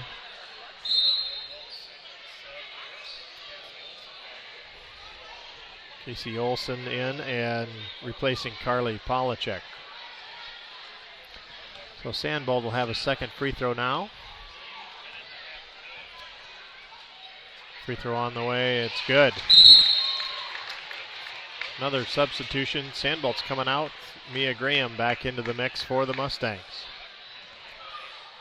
So here come the Comets. Minute 35 left. Steal by Maddie DeBeer. She's going to run it up. And there's major contact. Cassidy Polachek rather kind of clobbered her. She almost made that. It was a good position. Effort. She Yep. took a good angle to the basket and took the That's contact. So Maddie DeBeer, 5'5" junior. First free throw off the left side of the rim, no good.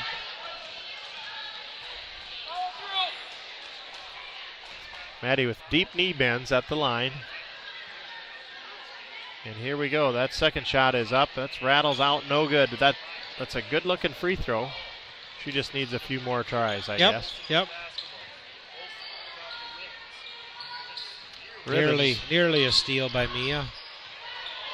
Mia does get a steal after Brittany Schaefer lost possession of it. Madison Henning with it on the baseline. Mustangs and number 5, Casey Olson, sharing possession there. So we're going to have a jump ball called favoring the Comets. J.C. Johnson coming in. J.C. wears number 10. She's a 5-foot junior. A minute left in the game. Here come the Comets, trying to get some points here at the last.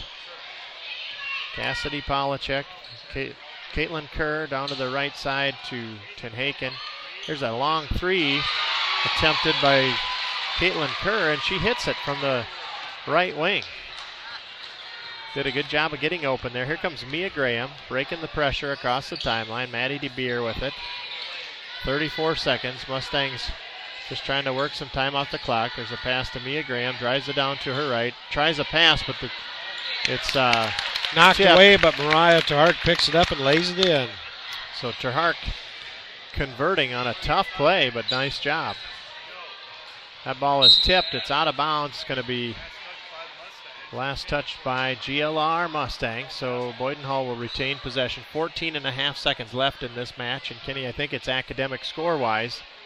But Boyden Hull's trying to put something positive in the book yet. Here's a long pass out to the top of the key. Olson's got it, guarded by Mia Graham. Mia's not letting her have any free stuff. Here's Polachek underneath. That's no good. It's out of bounds off of Boyden Hull. So they are not letting them have any gimmies under there. That's for sure. And Mia Graham, she doesn't care what the score is. She is going to play every last second of the game. And that should do it. Inbounds pass to Mariah Terhark takes the rest of the air out of the game. And the Mustangs have a victory here tonight over the Boyden Hull Comets, 62-35. So we'll be back with some first game stats and that surprise we've been talking about all night long here on the GLR Radio Network. You're listening to the GLR Radio Network.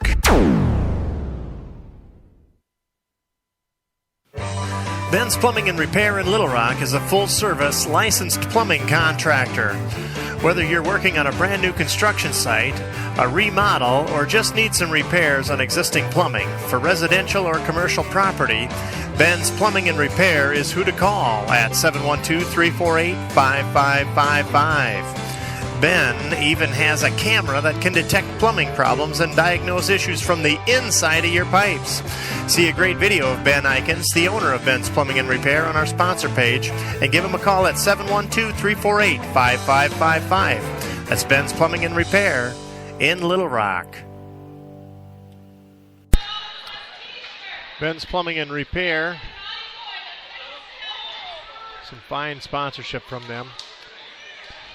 So we've got some hullabaloo here in the GLR gym. They're going to have some kind of a contest, aren't they? A free throw shooting contest. Something here, yeah. A 3-point shot, and then a half-court shot. And if you can make all three of those, it's $135 at stake there. So here comes a long ball. That's up into the stands here. We're not getting any up here in the broadcast booth, but they're throwing out those little halftime basketballs there. I think they got numbers on them. If you got a ball, then looks like they got a little goodie bag here. So yeah, they've got some fine treats. Frontier Bank putting on a great promotion here all season long for My golly, look at that good-looking lady going down the steps now. My wife even got one. Wow, that's your bride, huh? Yeah. She's got one of the prized possessions there, and she's going to go. Is she going to trade it for what's in the bag? I don't know. Probably get zonked. Oh. Wah, wah, wah. What does that sound you hear when you pick the wrong prize there? Well, there she goes. She's got some kind of a fancy. It looks like a gold key. Yeah. Is that the key to a brand new car? I hope so.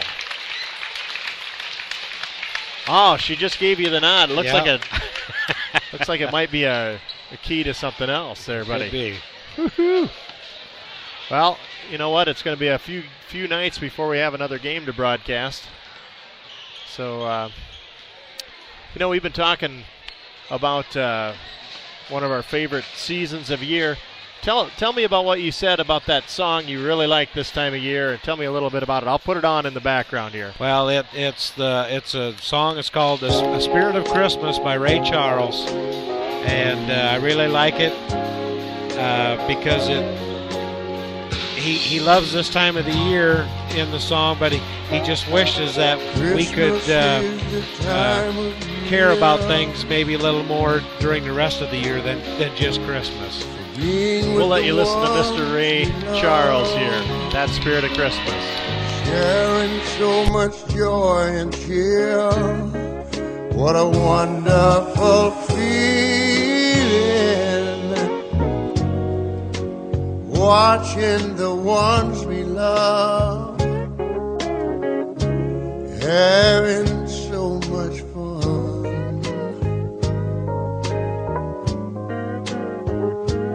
I was sitting by the fireside, taking a walk through the snow, listening to a children's choir, singing songs about Jesus, the blessed way that he came to us. Why can't it remain?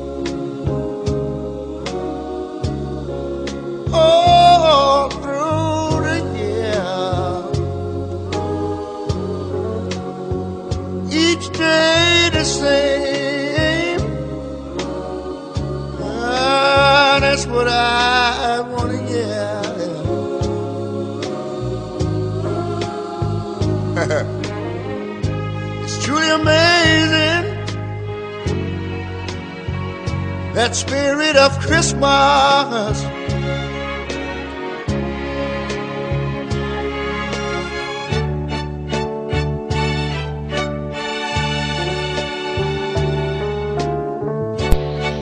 Oh yeah, baby, this is some serious Christmas music, Kenny. Oh yeah. I can see why you like this song. Beautiful string quartet here.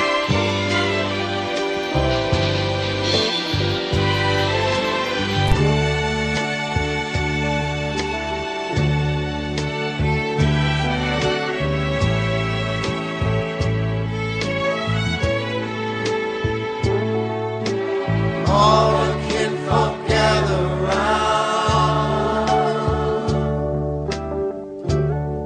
the lovely Christmas tree. Hearts are glowing full of joy, since the gifts that we're giving and the love that we're living. Why can't it remain? Why can't it remain all through the year? All through the year.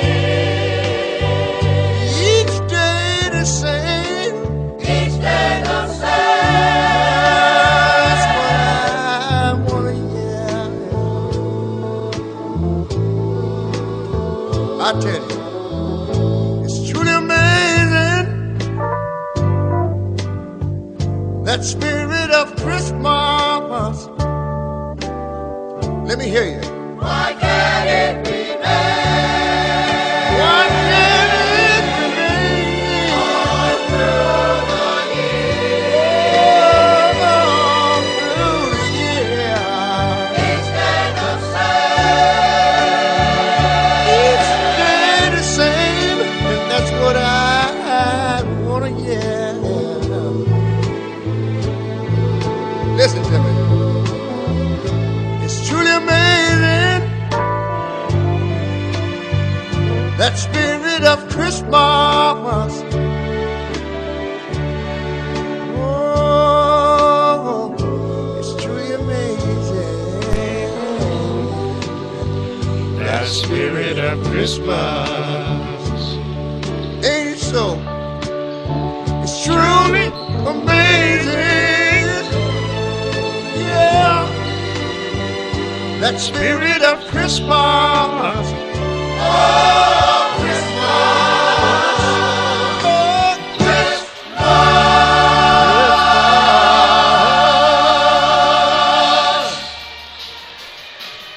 That's Ray Charles and the Kenny Schilling Orchestra there with That Spirit of Christmas. Yeah, it's one of my all-time favorites.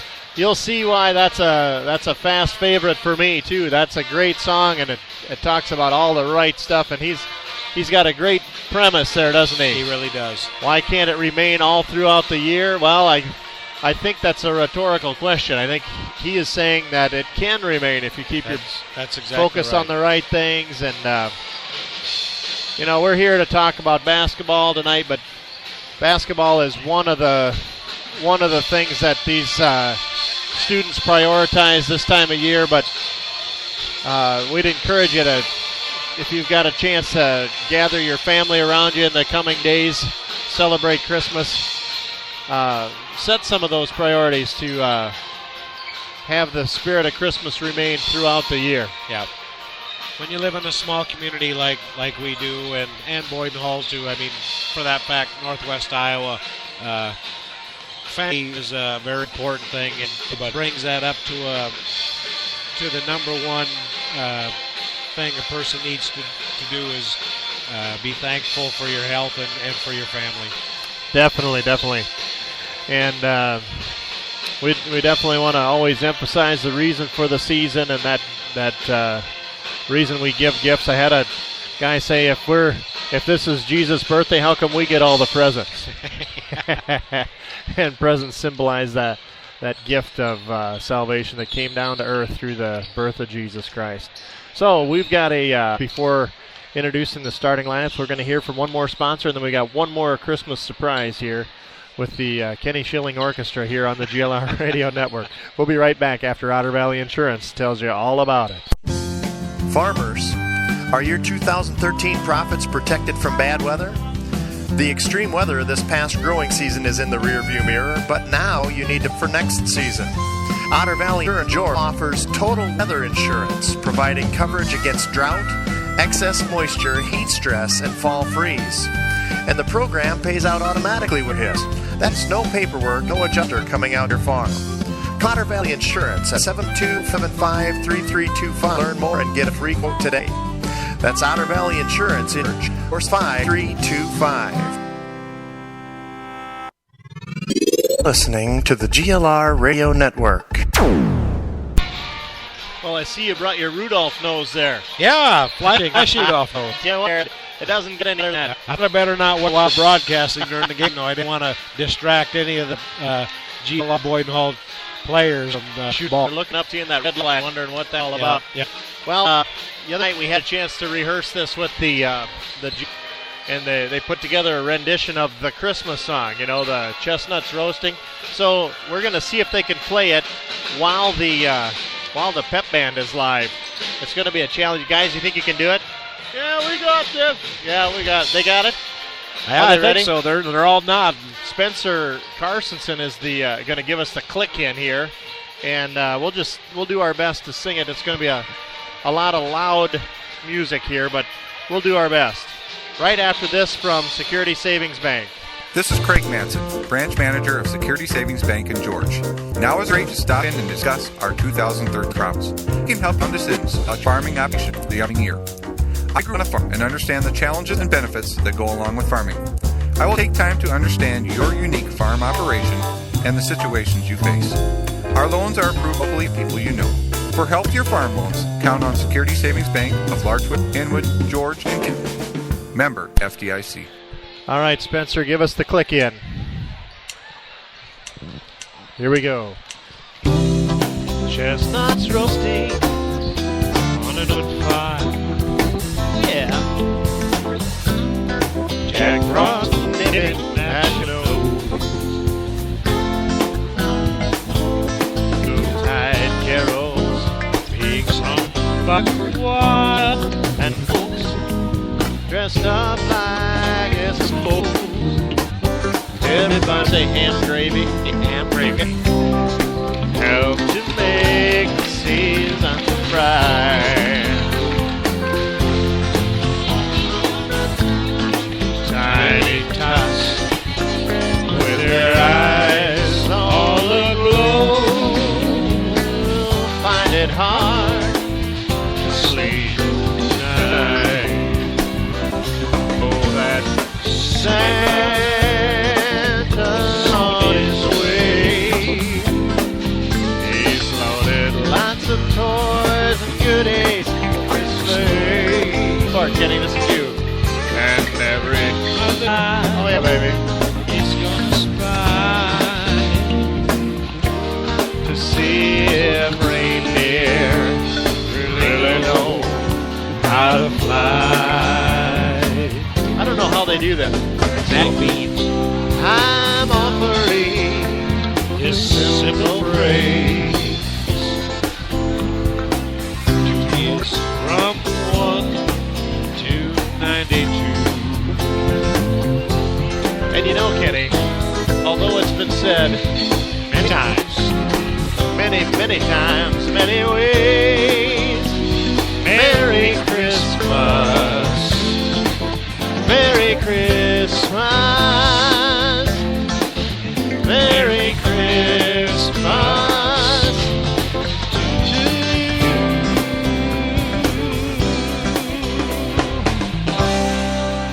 Merry Christmas from all of us here at the GLR Radio Network.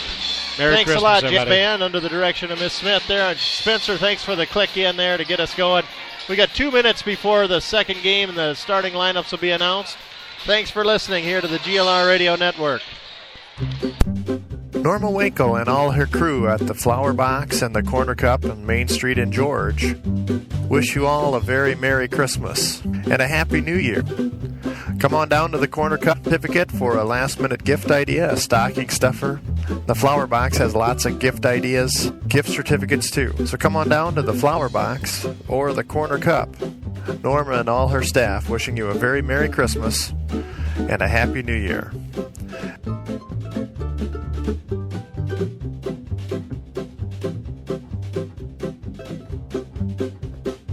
Merry Christmas, everyone. Merry Christmas, everyone. Well, we're just about underway here. We've got about a minute to go. We're going to make sure we have our stats card ready to roll here. Tough assignment for the Mustangs tonight. Boyden Hull Comets in town, defending Class 1A state champs. And, year in and year out, Coach Francis has the Boyden Hull Comets playing at a high level. And the Mustangs are going to have to play at even a. So we're going to add in, I've got a couple roster additions here. Chandler Brunsting wears the number 21. Is he in your list there? Yeah, he is. A freshman. Garrett Vanderwilt wearing 23. Kirk Prostralo, 25. Dylan Willer wearing number 33.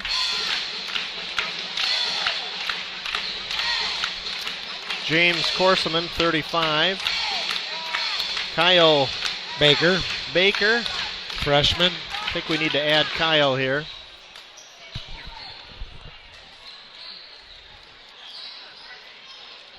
Kyle, what number does he wear? 43. Bakker for those of you checking your stat sheets at home. And Justin is number 53. Ransom start. Number 5, Alvarado, junior. Ball 6. Number 15, Buchel, 6. Senior, number 35, J.C. Corseman.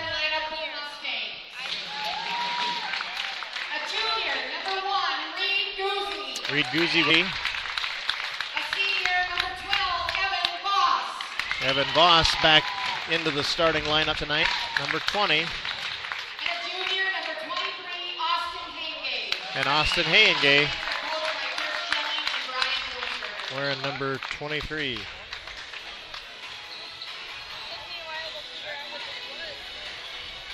Little different look for a starting lineup for the Mustangs again, as Coach Schilling is just still trying to find that chemistry for a starting 5. I'm not sure. Maybe the teams have seen we had the same starting 5. I don't think with the same since. I think the exact configuration has been a little different each night. There's been a lot of different players seeing playing time here for the Kings this season. And starting lineup, I think, is unique to all of us as of this point. So here we go. Tip off at center court. Controlled by Brant Van Roekel, a 60 here. Yeah, he's definitely the leader. Of course, down at the block. Back out to Van Roekel, driving in. Good backcourt pass. Shot up. He's clobbered by Evan Voss. So that's Evan's first foul. 15 seconds off the clock in the first period. And that puts Corseman at the line. He's listed as a 6'2 senior. Makes the first of 2.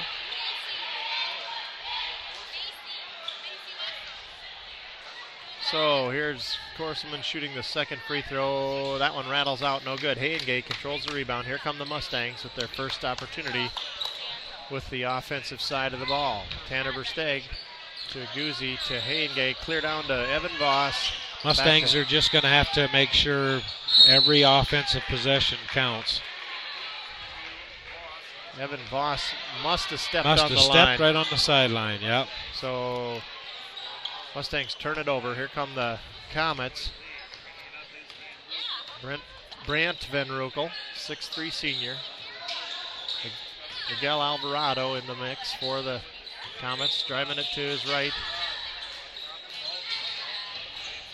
Ball come out of Francis.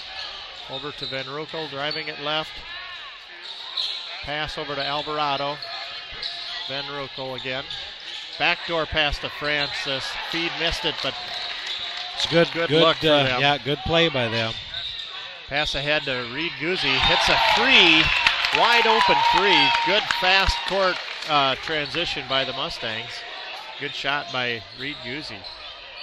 Pass underneath from Alvarado to Francis, just over his head. Couldn't bring it in. Back door was there, and he just overshot his target. Overshot. So here come the Mustangs. Tanner Versteeg across the timeline now.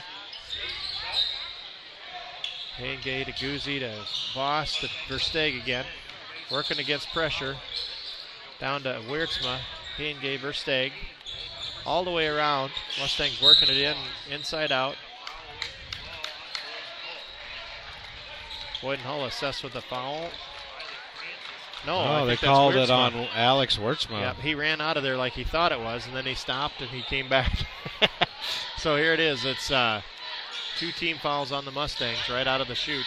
6:20 left in the game, or in the first period rather.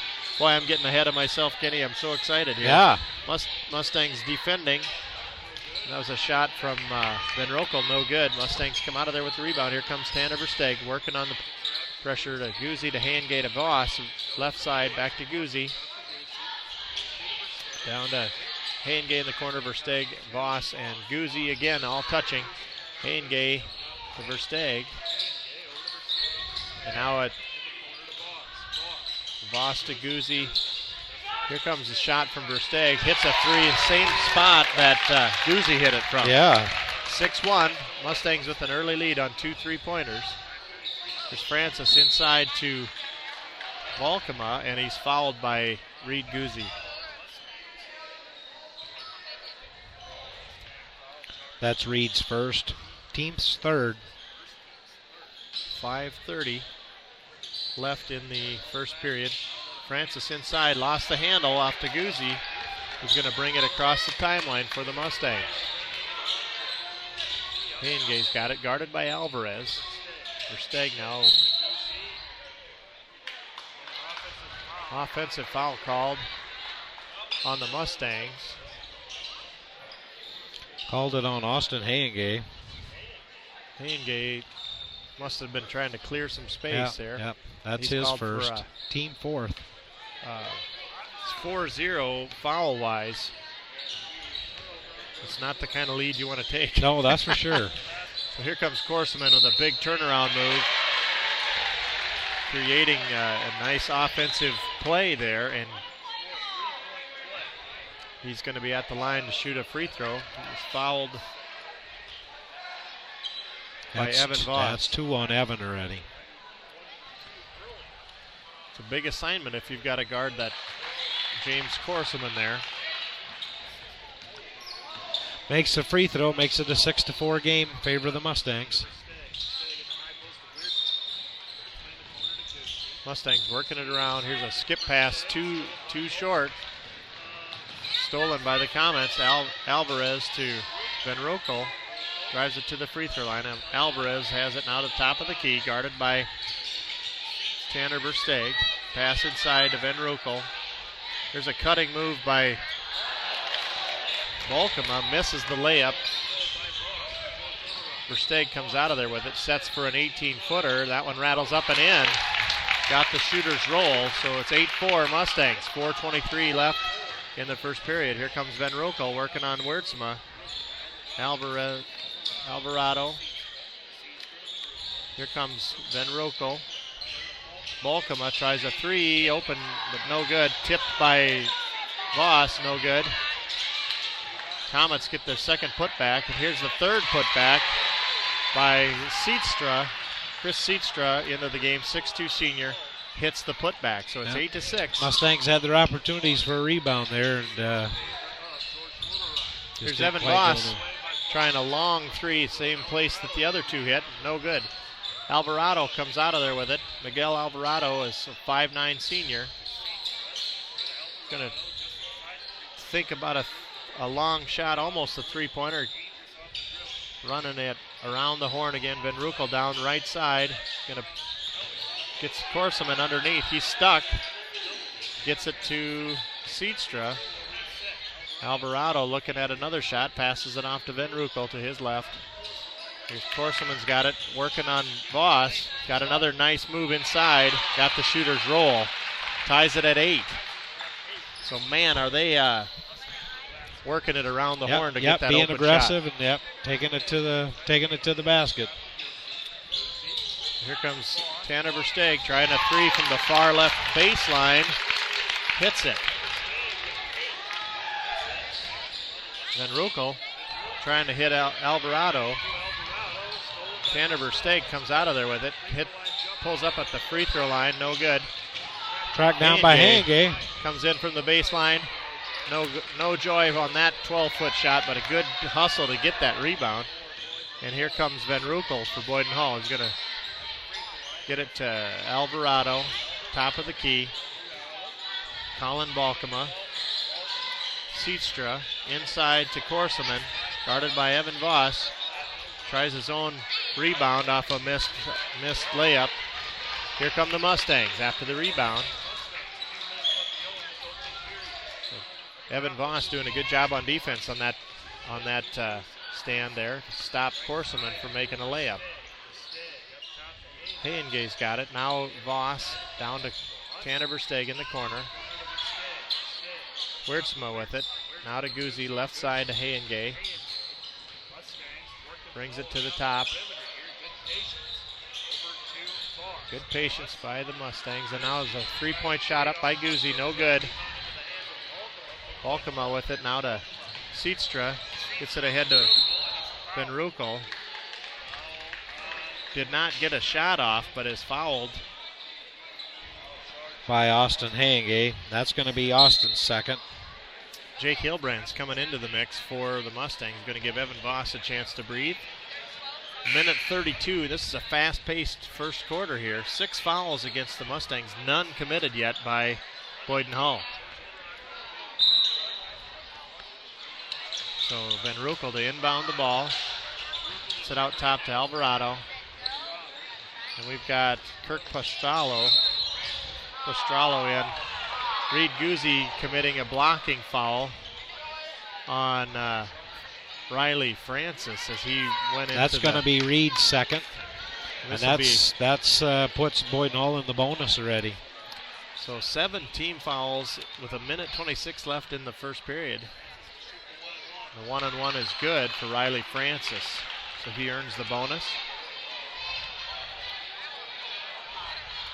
11-9, just a 2-point lead for the Mustangs. Riley Francis trying to cut that to 1 with this free throw. Rattles up and out, no good. And looks like Corseman will be charged with a foul on the rebound. So Boyden Hull's first foul.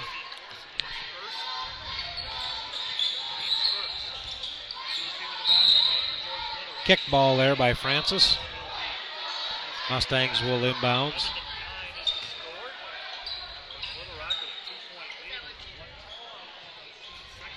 So Mustangs to inbound it on their half of the court. Tanner Versteeg with it. He's working on number 25. In and out. Man, that was close. Shot up and no good. Here comes Van Ruckel all the way to the house. Nobody picked him up and took it all the way in for a layup. 11-11 the score. 1 minute left in the period. Got a whistle away from the ball.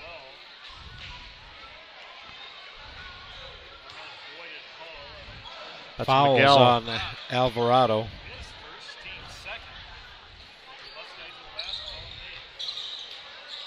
So there's where that third official comes into play. They can see things that the other two couldn't see. So there's a good steal there from Prostralo. Misses his own layup. Way too far under the basket by the time he released. Yep. Hayenge bringing it up the court for the Mustangs. Setting to Guzzi. Guzzi driving it all the way to the house. Nobody picked him up either. And nice he took job. It nice all job the way to Reed. the front of the rim, up and over and in. So 13-11 Mustangs. Riley Francis in transition grabs the ball, is fouled. Now the bad news, Reed just picked up his third foul. Oh, so 8th team foul for the Mustangs. Riley Francis hitting that free throw. Reed's going to take a seat. Jesse Korseman into the game.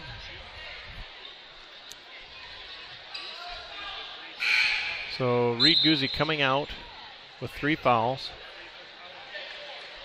Korseman coming out for the Comets. He's replaced by Colin Balkema.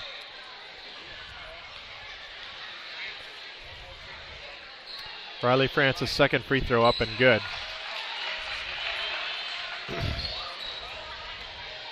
Francis got 3 free throws in this first quarter. 20 seconds left. Here comes the Mustangs. Hayengay getting it to Versteeg. Top of the key looks extended. like the Mustangs are going to hold for the last shot here of the quarter. The screen to his right. Gets it to Hilbrands from the far left.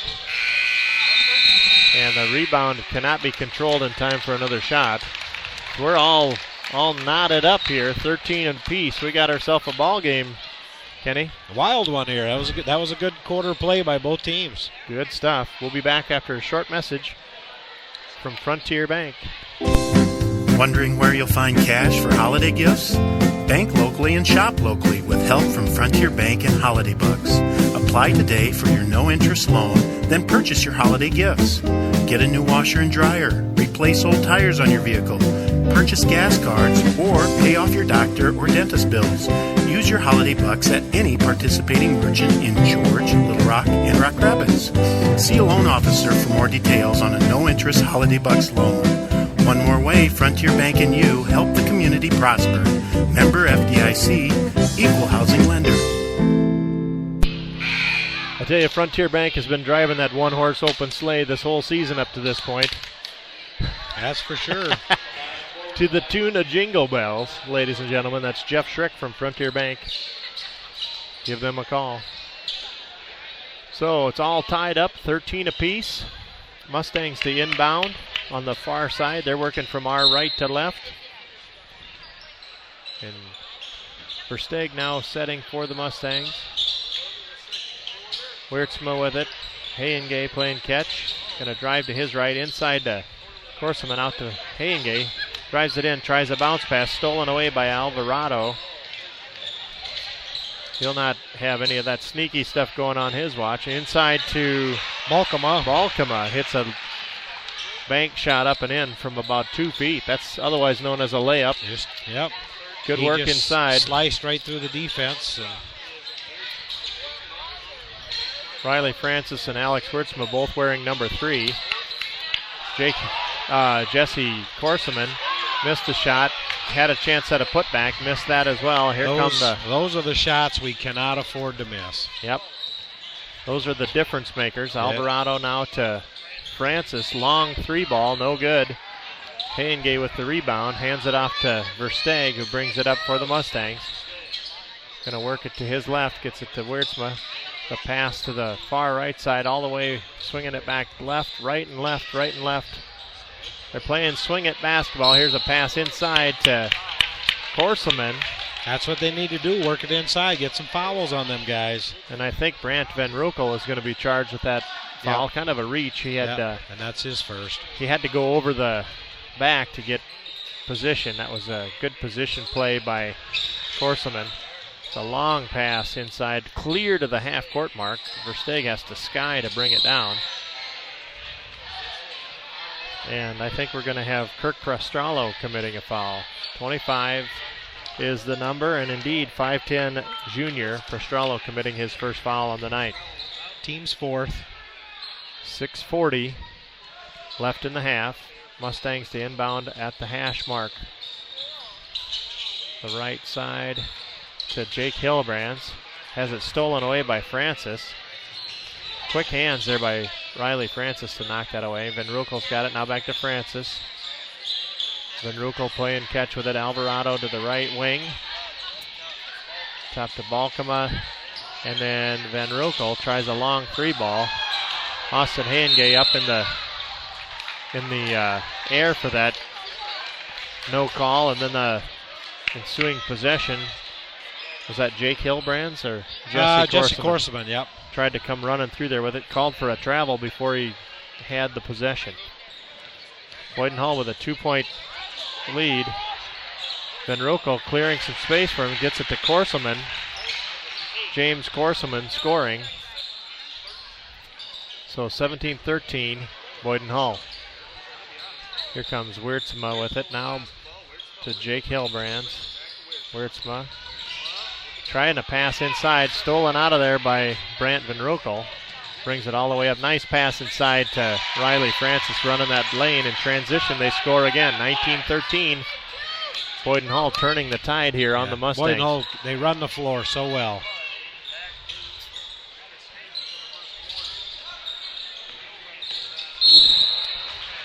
And Jake Hillbrands delayed his pass by 1 step and is called for a travel.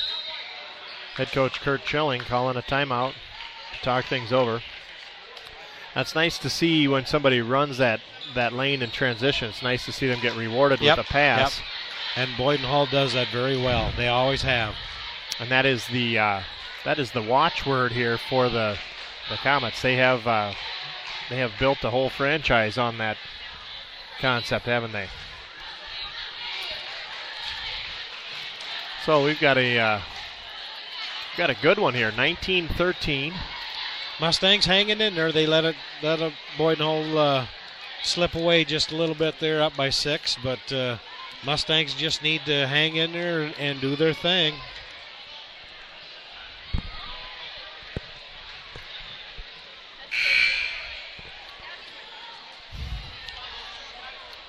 So it looks to me like the threat assessment is spread pretty wide from the Boyden Hull Comets. They've got a lot of really quick players, a lot of seasoned veterans out there, a lot of seniors playing.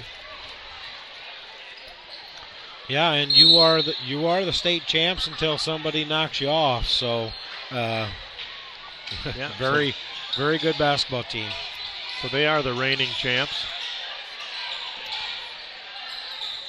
Corseman back in for the Comets. Balkema with it on the right side, hands it off to Van Rokel. Down inside to Corseman.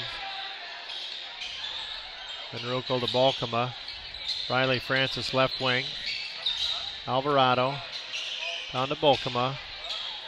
Van Rokel takes it in 2 dribbles, passes it to Corseman, and he's got 2 Mustangs on him, goes up for the shot. He's fouled in the process of shooting.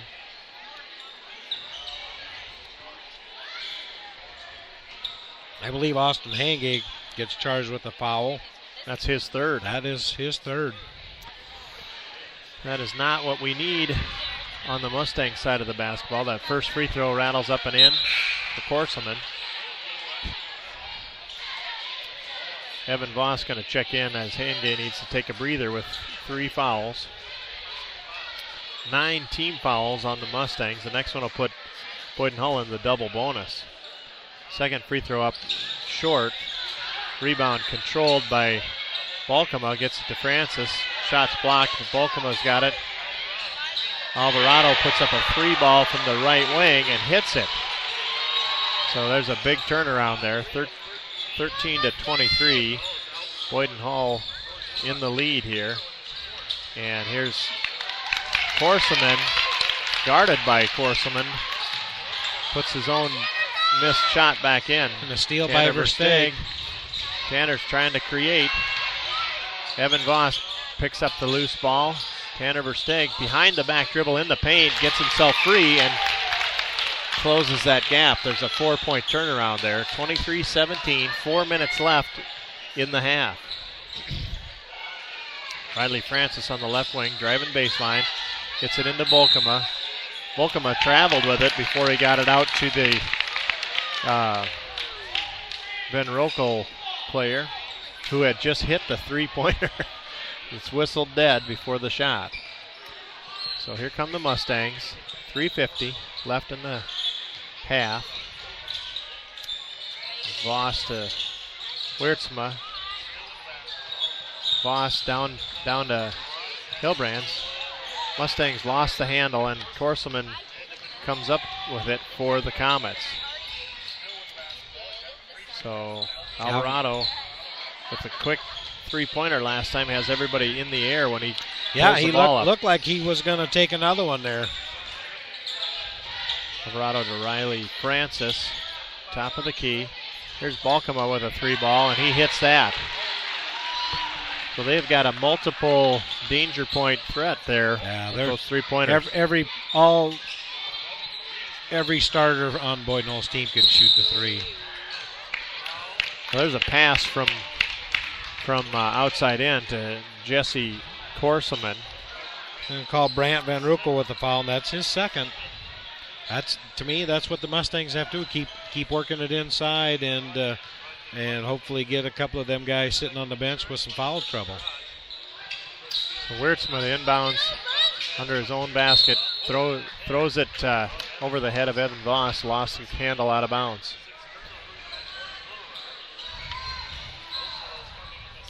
And I can tell by the look on my own face that was just a errant pass. Yep, just another one of them unforced errors, and we just need to correct a lot of those things. Korselman inside, Van Roekel out to the three-point arc, drives it to the center.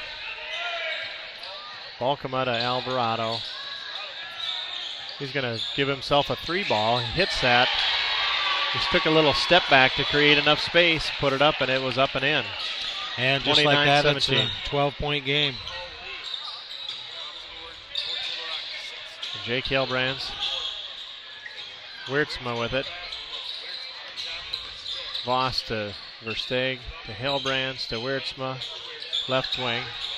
Long pass, Evan Voss driving it in. A nice little soft touch shot, but no good. Here comes Van Roekel with it. He's going to drive it all the way to the house. He's going to be fouled in the process of shooting.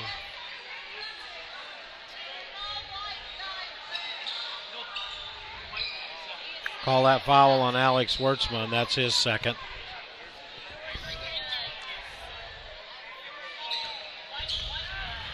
Brant Van Roekel to the line to shoot two. Hits the front of that.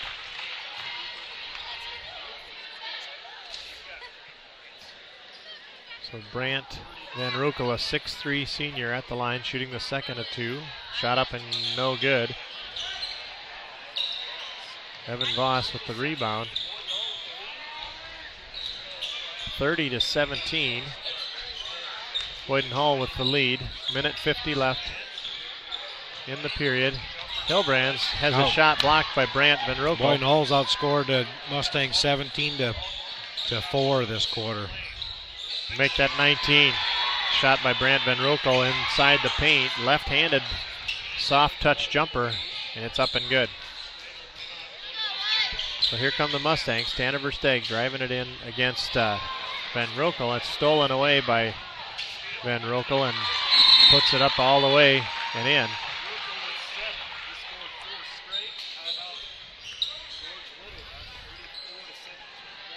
So Boyden Hull calling a quick timeout. We'll be back after this message from Otter Valley Insurance. Farmers, are your 2013 profits protected from bad weather? The extreme weather this past growing season is in the rearview mirror, but now you need to plan for next season. Otter Valley Insurance in George now offers total weather insurance, providing coverage against drought, excess moisture, heat stress, and fall freeze. And the program pays out automatically when bad weather hits. That means no paperwork and no adjuster coming out to your farm. Call Otter Valley Insurance at 712-475-3325 to learn more and get a free quote today. That's Otter Valley Insurance in George, 475-3325. Back to live action. Alex Wiertzma with it, brings it across the timeline for the Mustangs. Each team had a possession there with a quick turnover. Tanner Versteeg in the air, gets it to Evan Voss, who tries a shot from 24 feet out. Way high rebound. Jake Hilbrands tries for the rebound and ends up going over the back.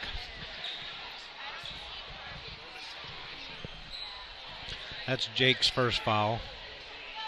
So we're in the double bonus here now. Only 50 seconds left in the period. So Kirk Prostralo at the free throw line. He's going to have 2 shots. He hits the first of 2.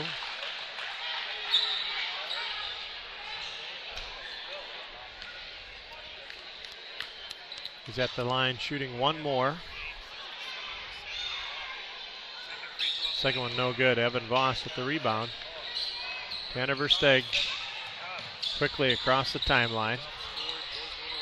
Going to take a 3 ball and hits it. Had ball come on him and created some space. Hit that 3-pointer. Here comes Prostralo with it. Evan Voss with the rebound quickly out, quickly ahead. And Weertsma can't control the transition pass. Does save it in. Boyden-Hull quickly out of there with it. Francis on the right wing with it. They're going to take it to the top of the key extended and wait for the clock to run out. Francis guarded by Voss. Horselman with it at the buzzer. Shot up off the back of the rim. Rebound by Voss. And that's the end of the second period. So 15-point lead, 35-20. So Boyden-Hull with a commanding lead here. What is that score ratio in the second period? Not very good if you're a Mustang fan. 13 all, so that's 22-7, right? Is that right? 22-7 for a second quarter score. So we'll be back after a couple of messages here from our sponsors. And if we're living right, we're going to have head coach Heather Grafing up here for Coach's Corner in just a few minutes.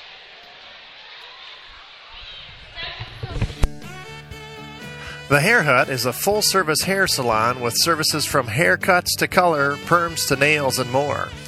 Angie McConnell is there to help with all your hair care needs at 105 South Main in George.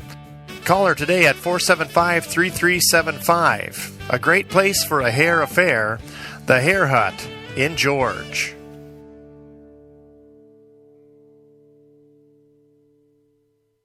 Country Boutique in Rock Rapids is a full-service floral shop with everything you'd need from a romantic bouquet to home or office decorating for any season.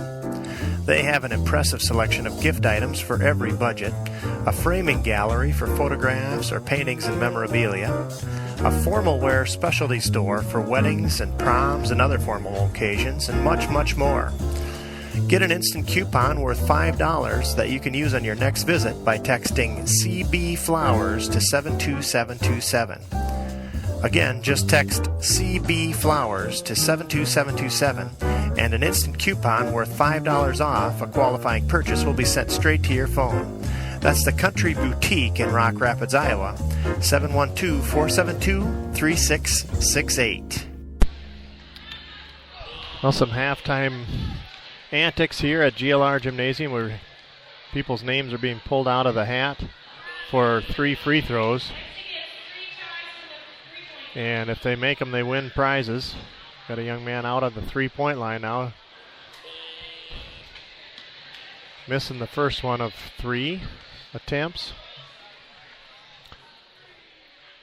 Second one on the way, no good. This is just for fun and games here. This is not a part of the game itself. And he's almost hit that. He's going to get 2 shots from the half court now. And this is a mighty big order to fill, to hit one from half court. But nearly hits the first one.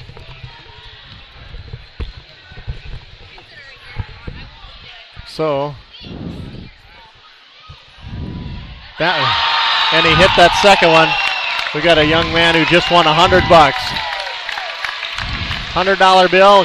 Craig Madsen from Security Bank handing him a $100 bill, much to the delight of the fans here at GLR Gymnasium. We've got another player shooting free throws.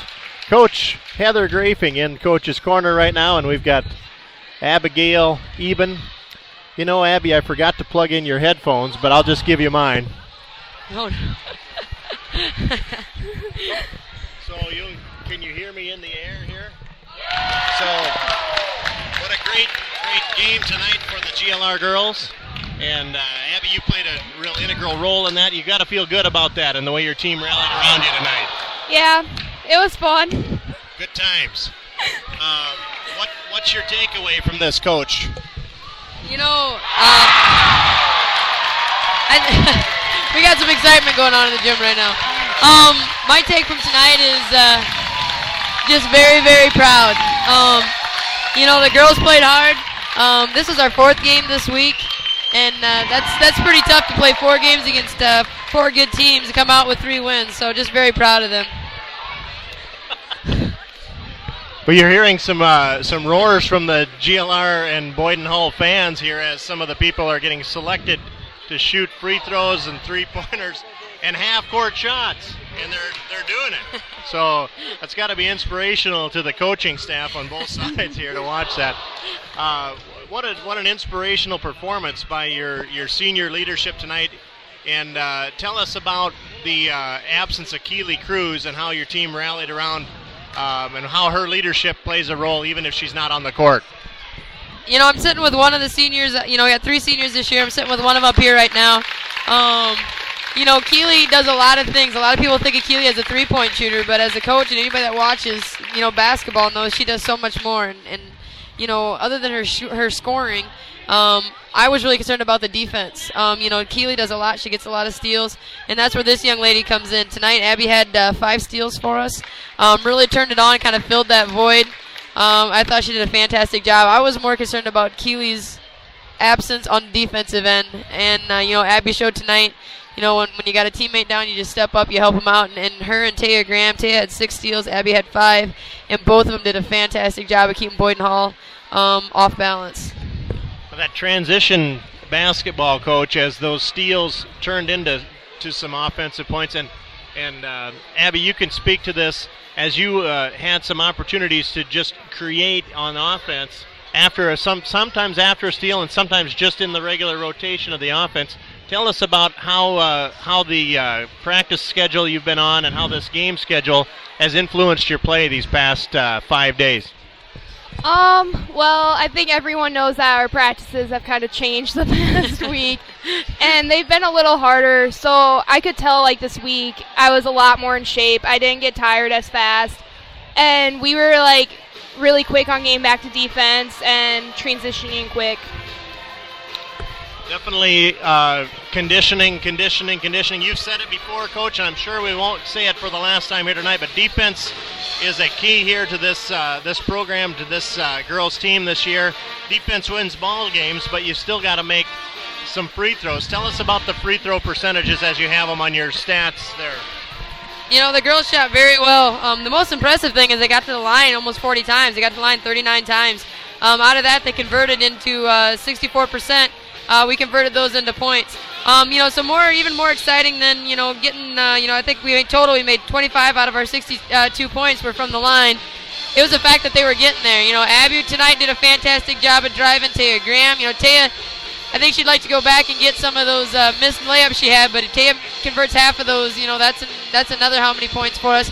But the thing is we were attacking, we were driving, we were getting to the line. Taylor Carstensen and Jessica Sambo each had 11 attempts from the line.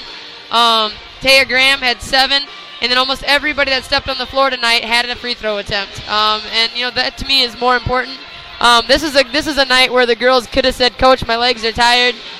You know, it's almost Christmas. This is our 4th game in 5 days. You know, I'm just gonna hang out back here and just pass around a little bit.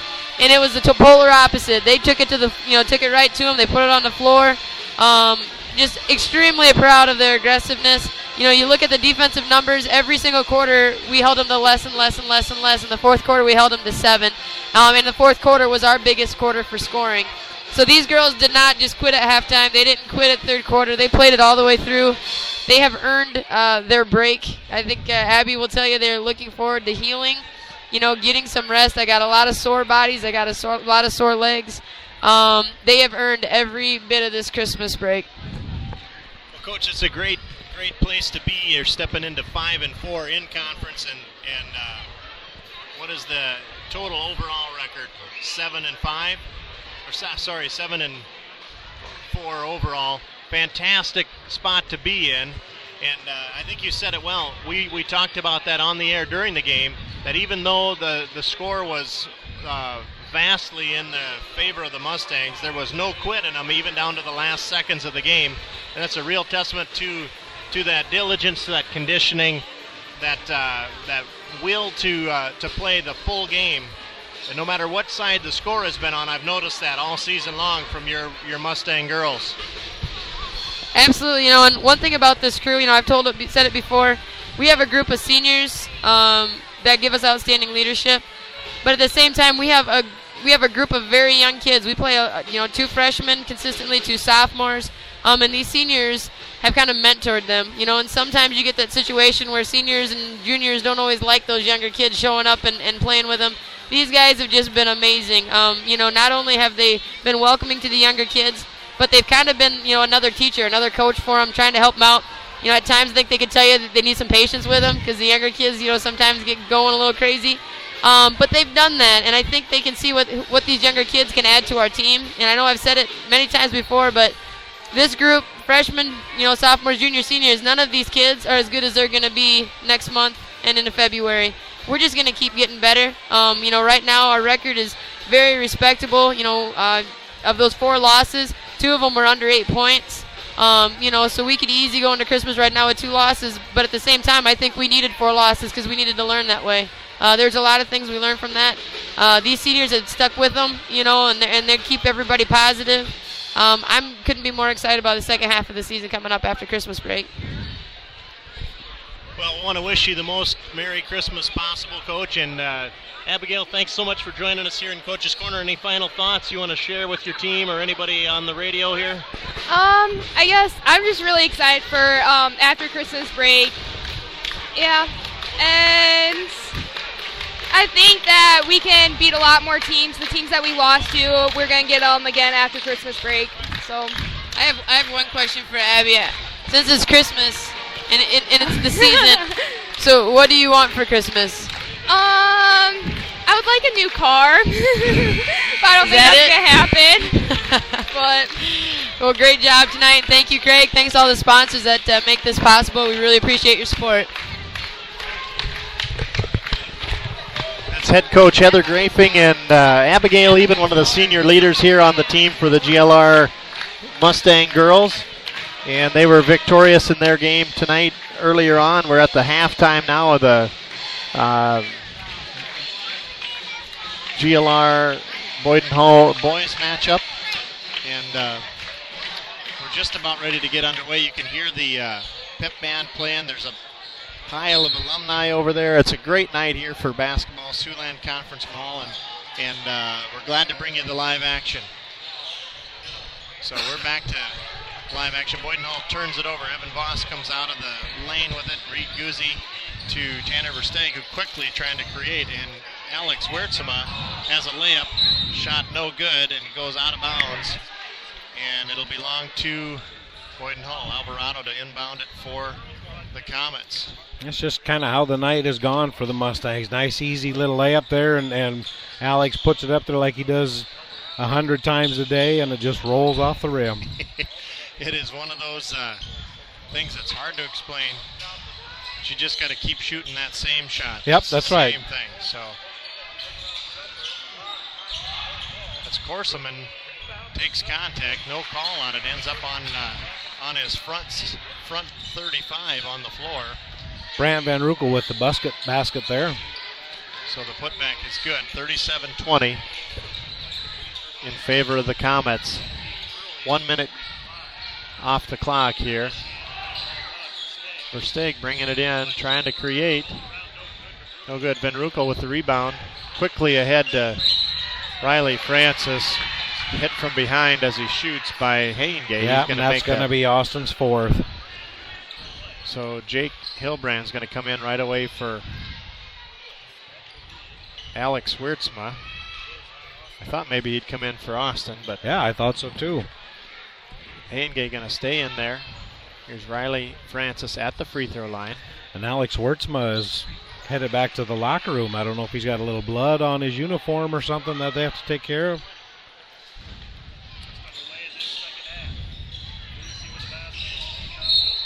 Oh.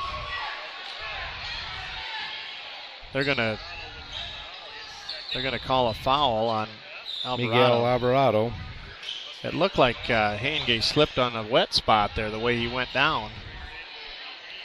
But apparently there was a contact foul. I didn't see how the contact resulted in that, but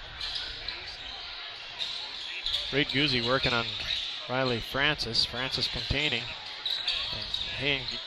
Versteeg back to Guzzi. Here comes kick ball, and that's going to be a foul of opportunity. Good hustle play by Austin Haingey to track Haingey down that loose ball.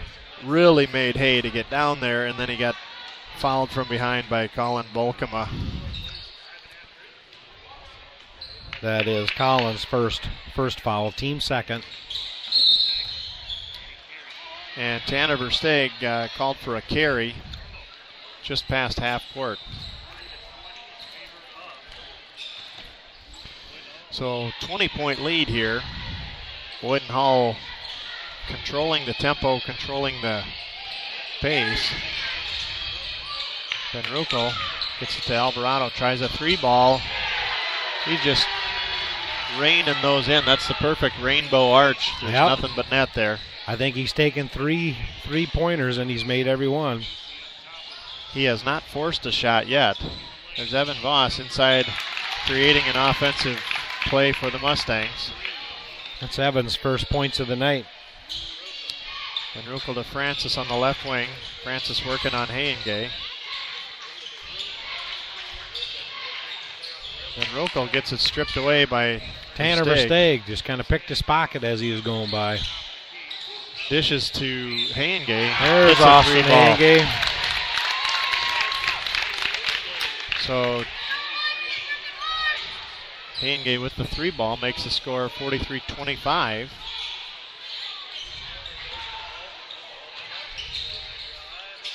Volkema working on Guzzi. Here's Van Ruckel, top of the key, drives it in all the way to the house for a layup. He can create a lot of space quickly with that speed he's got. Here's Haingey going to try another three, rattles it in and out and in. So 2 threes right in a row. Yeah, Austin's feeling a little bit tonight. Inside to James Corselman, underneath, scores.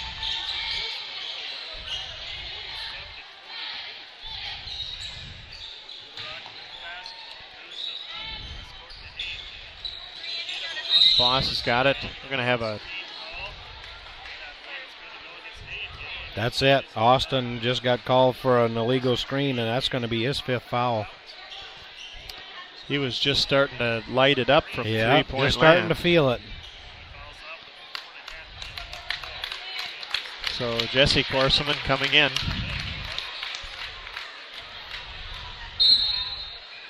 It's interesting. We've got Jesse and James. Jesse James, yep.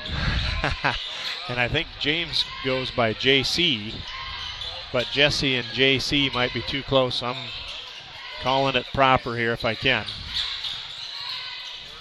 Van Ruckel with the ball, driving it right, slashing to James Corselman. Going to be fouled before he shoots. He was in position to shoot, but he got clobbered before he could release the shot. That was on Evan Voss, and that's his third. Third team foul on the Mustangs. I just want to say anecdotally, one of the Mustang fans has an old George Blue Jays letter jacket over there to our right. You can see it. I saw that. He asked if I wanted to try it on, but I told him I didn't want to get cooties. Well, you don't want to tear the sleeves off of that thing. Yeah. Here comes Jake Hilbrand's trying to shot James Corselman with a rebound. I might be able to get the sleeves on, but I don't know if it would clasp in front anymore, right? Riley Francis underneath somehow got a shot up and off the glass. Really, just so quick, really so dangerous. Weaved in there. Just the catch of the ball in that place on the court, and he's a threat. And they called that on Evan Voss, and that's going to be his 4th.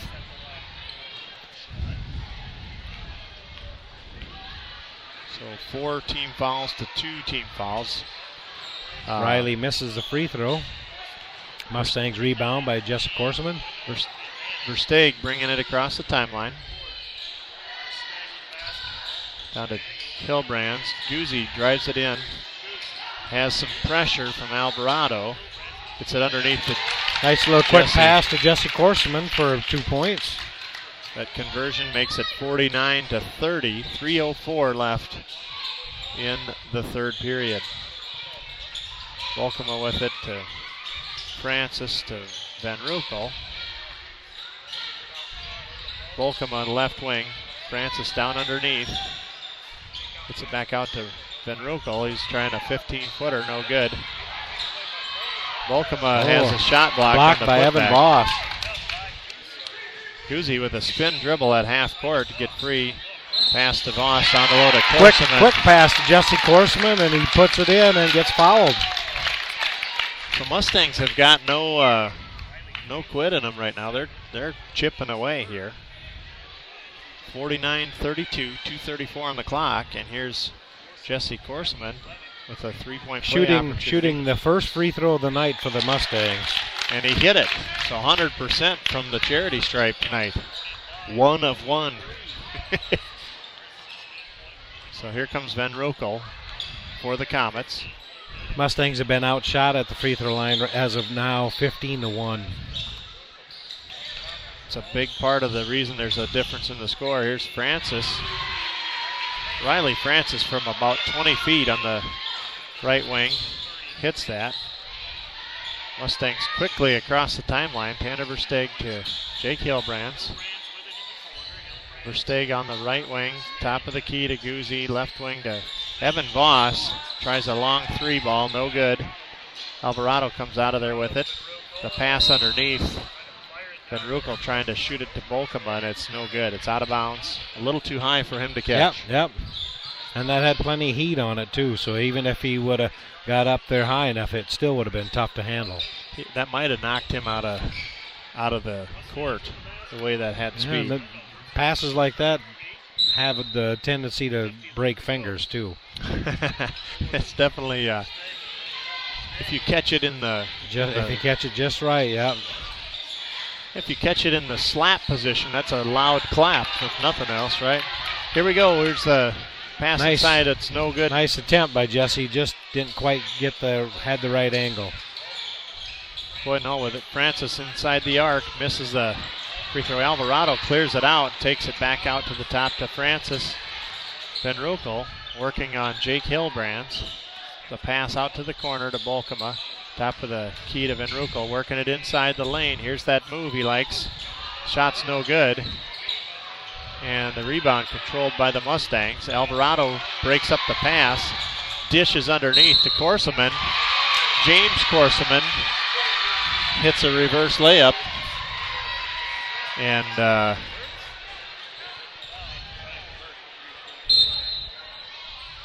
that foul is on Jesse Korseman. That's his second. Jesse Korseman. So Tom Schilling in for Tanner Versteeg. Give Tanner a breather here the last minute of the third period. And that free throw is... drew nothing but air. It gives Mustangs the basketball. 54-33. Major deficit to work behind here for the Mustangs. A tough pass underneath, but a good catch by Jesse Korseman. Good pass from Evan Voss, and Korseman converts on the layup. 54-35. Van Ruckel with 40 seconds on the clock. Around the horn to Francis to Alvarado. Volkema back to Van Ruckel. Riley Francis with it. Top of the key. Volkema with it down inside to James Korseman, out to Riley Francis. Tries an 18-footer, no good. Tom Schilling with the rebound. 20 seconds on the clock, brings it across the timeline. Looking to create, gets it to Evan Voss. Gets himself open. Back to Voss. Inside, same play to Jesse Korseman, and he's fouled in the process of shooting. So they're working their magic here, getting that offense all the way around the horn to create those open opportunities under the basket. They're doing a nice job here of getting Jesse Korseman the ball. That foul was on Riley Francis. That's his second. And that free throw is good. 9.9 on the clock. So 54-36. That free throw bounces high and in. And goes in. So 17 points the deficit here. 10 seconds left. Van Roekel drives it to the left wing, takes it all the way down. No good, but a rebound caroms to James Corselman, who puts it in at the buzzer. 56-37 after 3 periods. We'll be back right after this message.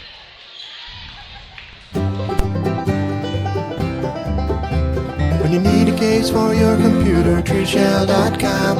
Or your iPhone, iPad, and iPod, treeshell.com. When you need a case for your Kindle device, nobody makes one near as nice as treeshell.com. For elegant products made from wood, nobody makes them near as good as treeshell.com. Treeshell.com. We want to thank our premium sponsorship there from the Tree Shell folks at treeshell.com, where they sell, well, their motto is "We sell tree shell at the e-store." There you go. Treeshell.com making an elegant protection for... And if you're still looking for a Christmas present for that someone special, check them out because their stuff is really beautiful. Really good stuff. Good product. Made out of, a lot of it made out of elegant woods, hardwoods, and they're made out leathers. of tree shells. Yes. Hey, Angie. Show Kenny your back of your phone there. That's another tree shell. Look at that. Sure. Alligator. Alligator skin there on the back of her iPhone. Shoot him, Jacob. Shoot him. Ball stolen away from Guzzi. Ahead to Van Roekel. Takes it all the way to the house. Good transition basketball there by Boyden Hull to start this final period of play. And that's what they do best. Tom Schilling now in the game. Here's another pass trying to get it into Jesse Corselman. That one's stolen away. Boyden Hull's kind of catching on to that a little bit, I think, too. Van Roekel would have none of it that time. Inside to Francis. Ball off the backboard right to James Corselman. Up and good off the backboard, and put back is good. So 60-37. Inside this time on a front pass. Stolen away. He was going to dish it back outside. Stolen away, and there's a touch pass from Van Roekel to Balkema. He didn't even come all the way down with it, did he? Nope. And that's, veteran teams can do that kind of thing. They know where them other players are going to be, and it's fun to watch when it works. Evan Voss tries a long 3-ball. No joy, and the ball goes off of Corselman out of bounds. Be Comet basketball. Tanner Versteeg in, and Jordy Cruz in, and Alex Wertzma in. Jordy Cruz seeing the first action of the night. So Mustangs going for a little more seasoned lineup right now. A couple of the younger guys taking a breather for the Mustangs. Here comes Van Roekel. Corselman inside working on Jordy Cruz. And kind of a late whistle there, but Tanner Versteeg came out of the baseline with it on the far end of the court. Must have stepped on the line. Yeah, it must have just caught the line. Now, he was close back there. It's almost like ref was right there on the baseline, though. So it's almost like he had to play that back that millisecond in his mind to make sure. Yep.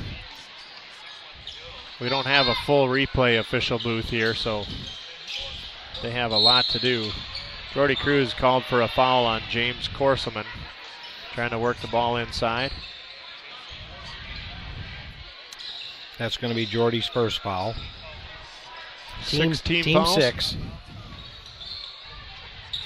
4 team fouls by Boyden Hull at this point.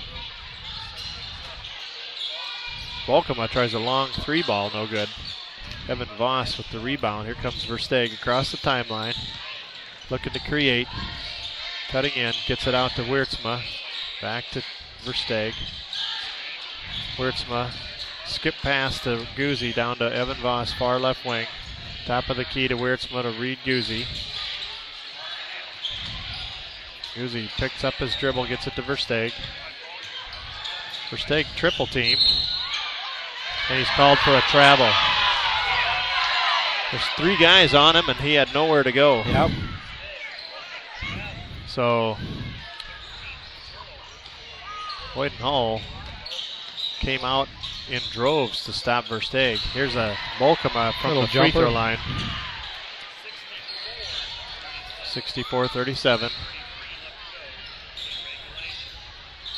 5.5 minutes. Here's a lob pass over Jordan Cruz's head. Volkema gets it to Alvarado to Van Rokel. Van Rokel took an extra step. We're going to have Chris Seatstra into the lineup and James Korselman having a seat. Korselman's been an imposing presence on the inside for the Comets. He's a tonight. good solid ball player for him. Guzzi guarded by Alvarado. Long skip pass to Wiertzma, saves it in behind his back to Guzzi for a 3 ball, no good. Tipped out of bounds by Wiertzma.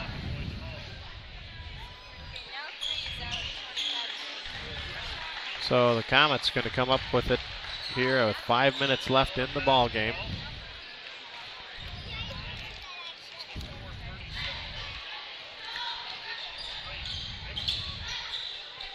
Volkema with it on the right wing. Inside to Alvarez, works his way in. Nice little layup there. Alvarado is a 5'9" senior. He got all the way to the house with it. Voss has it stolen away by the Comets. Alvarado driving it into the inside. Number 13 tries a 3 ball, no good.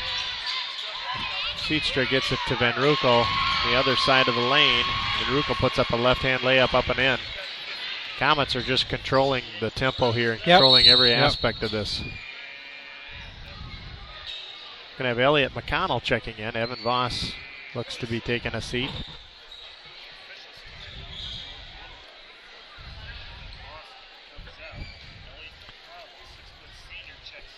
So Reed Guzzi to inbound on the far side there. Gets it to Wiertzma. Wiertzma going to dribble it to his left, back to his right. McConnell away at the half-court line. Versteeg drives it into the 17-footer. No good. Here comes Van Rokel for Boyden Hull. Had an open shot, dished it off to his teammate. They work it all the way back around again. Very quick with the ball, moving it around the horn. Got somebody up in the air and created a shot opportunity with a foul. I believe they got Alex Wiertzma in the air. That's Alex's 3rd. Yep, he's a team 7, so that'll put him in the bonus. So Brant Van Rokel, front end of a. There's a 2-shot foul. He was shooting. 2-shot foul. They are in the bonus now, so. Hits the first of 2. 69-37. Alvarado and Volkema taking a seat. Dylan Willer in, wearing number 33. And Garrett Vanderwilt, a 6'2" junior, in to the lineup. There's a skip pass from Guzzi to Wiertzma. Pass inside to Jordy Cruz, up and off the glass and in. 70-39. There's a nice skip pass all the way underneath to that Garrett Vanderwilt. Wide open under the basket, up and in. Jordan Cruz trying another layup. That one's no good. Here comes Van Rokel. Nobody picked him up. He's going to jump in and get all the way to the rim and score. He's going to have to be stopped about at the 3-point arc, or he's going to do that. Yeah, he'll do that all night long.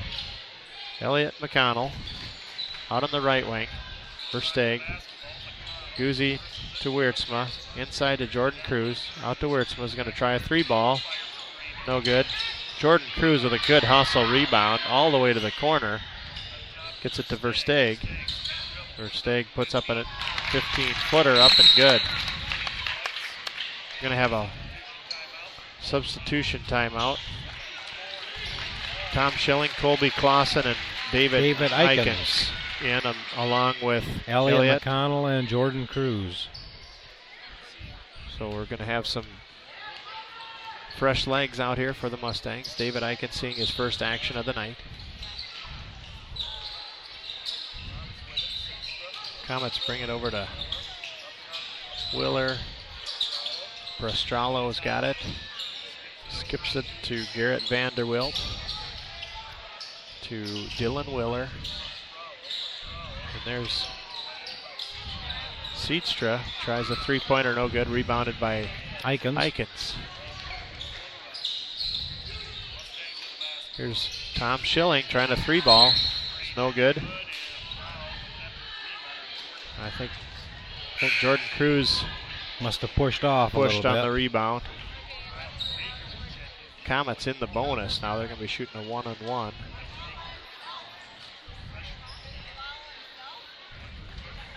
We've got Chris Seatstra, I believe, at the line. Seatstra at the line. Yes, and then it looks like Kyle Baker. Is that who that is? 43. Rebound, Colby Clausen off the missed free throw. Tom Schilling bringing it across the timeline. Quickly to Jordan Cruz, tries a three ball and hits it. The triple threat inside and out. Yep. 74-44, 30-point lead. Seatstra with it down inside. Has a block by Eikens. There, nice strong rebound by Tom Schilling. And Kyle Baker tried the putback, no good. There's a play inside to Colby Clausen. Nice job by David Eikens to get Colby the ball. So credit Eikens with the assist. 74-46. Chandler Brunsting in, wearing number 21. The freshman. Brunsting with it on the left wing. Down to Vanderwilt. Top of the key. Baker fires away from the free throw line and no good. Mustangs with the ball out of bounds. 50 seconds left on the clock. So Tom Schilling across the timeline. Gets it to David Eikens. David driving it all the way in, up and off the glass and in. Good move by Eikens to get free. 74-46. Brunsting trying to work against two Mustangs. Gets it across the timeline. And Vanderwilt tries a layup. That's no good. Gets his own rebound. Brunsting at the three-point line. Thought about a three. Had a hand in his face by the time he got the shot off. Here's Dylan Willer with the putback up and in. 5 seconds left now. This should be it. Brunsting steals it away. Schilling trying a half-court shot, and it's a little shy of pay dirt there. So 76-48 in a good showing by the Mustangs against a very good Comet team here tonight.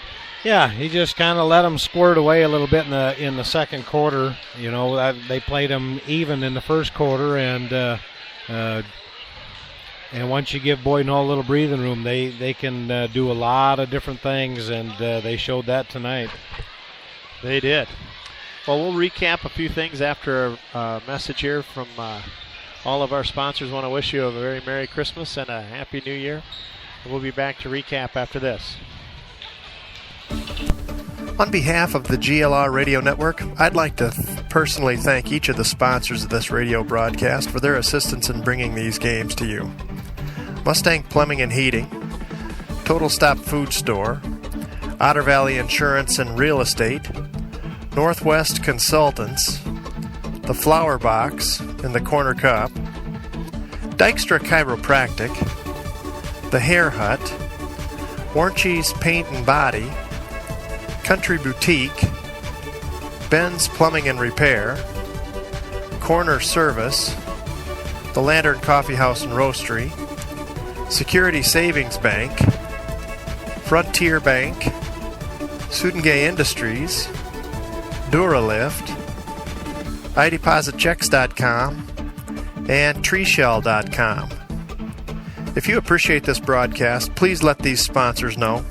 You can see more information on our broadcast website at www.youcanhear.us/GLR. Again, you can hear us at youcanhear.us/GLR.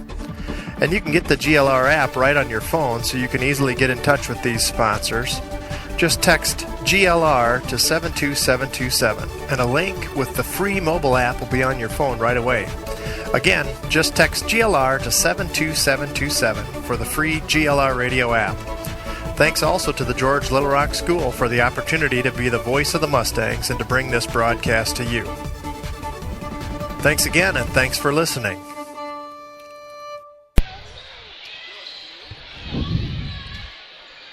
Well, I'm going to look at some shooting percentages here, and Kenny, I'll turn it over to you in just a minute here for some individual You betcha. stats of note. GLR boys shooting 45% overall from the field on 12 for 27 from inside the arc and 7 for 15 outside the arc from 3. They were 3 for 3 from the free throw line tonight. If there's any bonus, we were 100% from the free throw line. And the Mustangs score 48 points and commit 19 fouls. That's a noteworthy statistic. They did get 3 steals, most of them early on. And these stats are maybe not completely comprehensive, and certainly unofficial. And then on the other side of the ball, the Boyden Hull boys scored 76 points, commit 9 fouls. They shot 46% from two-point land and 45% from three-point land. 5 of 11 from three-point land. I think Alvarado had 3 of those. Yep. If that's what you had, and I think he had such a quick release on that shot, but a pretty nice looking shot there. Yeah, yep. 11 for 19 from the free throw line. So 19 free throws to 3 free throws tonight.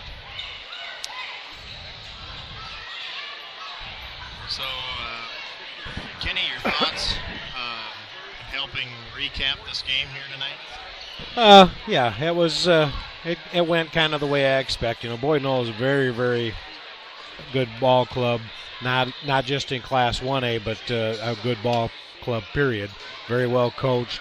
And I knew we were going to have to play extremely well to try to keep it close. And if you can keep it close till the last 2 or 3 minutes, you give yourself a shot to make some things happen and pull out a win. But Boyden Hull does so many things well, and we just had too many unforced errors and missed several little inside shots that we really needed when we took them, and then that allows Boyden Hull to get into their transition game, and before you know it, it's a 6 or 10 point swing, and then it's so tough to dig yourself out of a hole against a fine ball club like Boyden Hull. Yeah, now the quarter scores, the first quarter it was tied at 13, the second quarter was 22-7, third quarter was 21-17, and the fourth quarter 20-11. So they just never let up. Very consistent. Yep. Very consistent from the beginning, and they really made hay in the second quarter there. Yep. It took them. It's just like it took them a quarter to kind of get going, and I think we threw them off guard a little bit. Played really hard. Aggressive defense, and we hit a couple of shots and kind of got ourselves up early, and they just kind of settled into their game, and you could see that in the second quarter. Yep. Well, we'll be back right after this. Boyden Hull wins it tonight, 76-48 in the boys matchup. Be back right after this from Ben's Plumbing and Repair in Little Rock. Ben's Plumbing and Repair in Little Rock is a full-service, licensed plumbing contractor. Whether you're working on a brand new construction site, a remodel, or just need some repairs on existing plumbing for residential or commercial property, Ben's Plumbing and Repair is who to call at 712-348-5555. Ben even has a camera that can detect plumbing problems and diagnose issues from the inside of your pipes. See a great video of Ben Eikens, the owner of Ben's Plumbing and Repair, on our sponsor page, and give him a call at 712-348-5555. That's Ben's Plumbing and Repair in Little Rock. Well, as we wrap things up here, it's been a great pleasure. We're working up to the Christmas season and to the end of the year, so we want to wish you all a very Merry Christmas and a Happy New Year. That's for sure. Looks like the next game on the schedule is January 3rd at Harris Lake Park. Harris Lake Park, and then on the 4th at Sibley O'Cheaton. Is that right? Yep. And they had a game scheduled for Fulda, but that was already this week. Yeah, so we did that last night. This is a big week of basketball. I want to thank you for tuning in. We will see you on the air on January 3rd. Sounds good. So Merry Christmas, everybody. Happy New Year. Happy New Year to you. You're listening to the GLR Radio Network.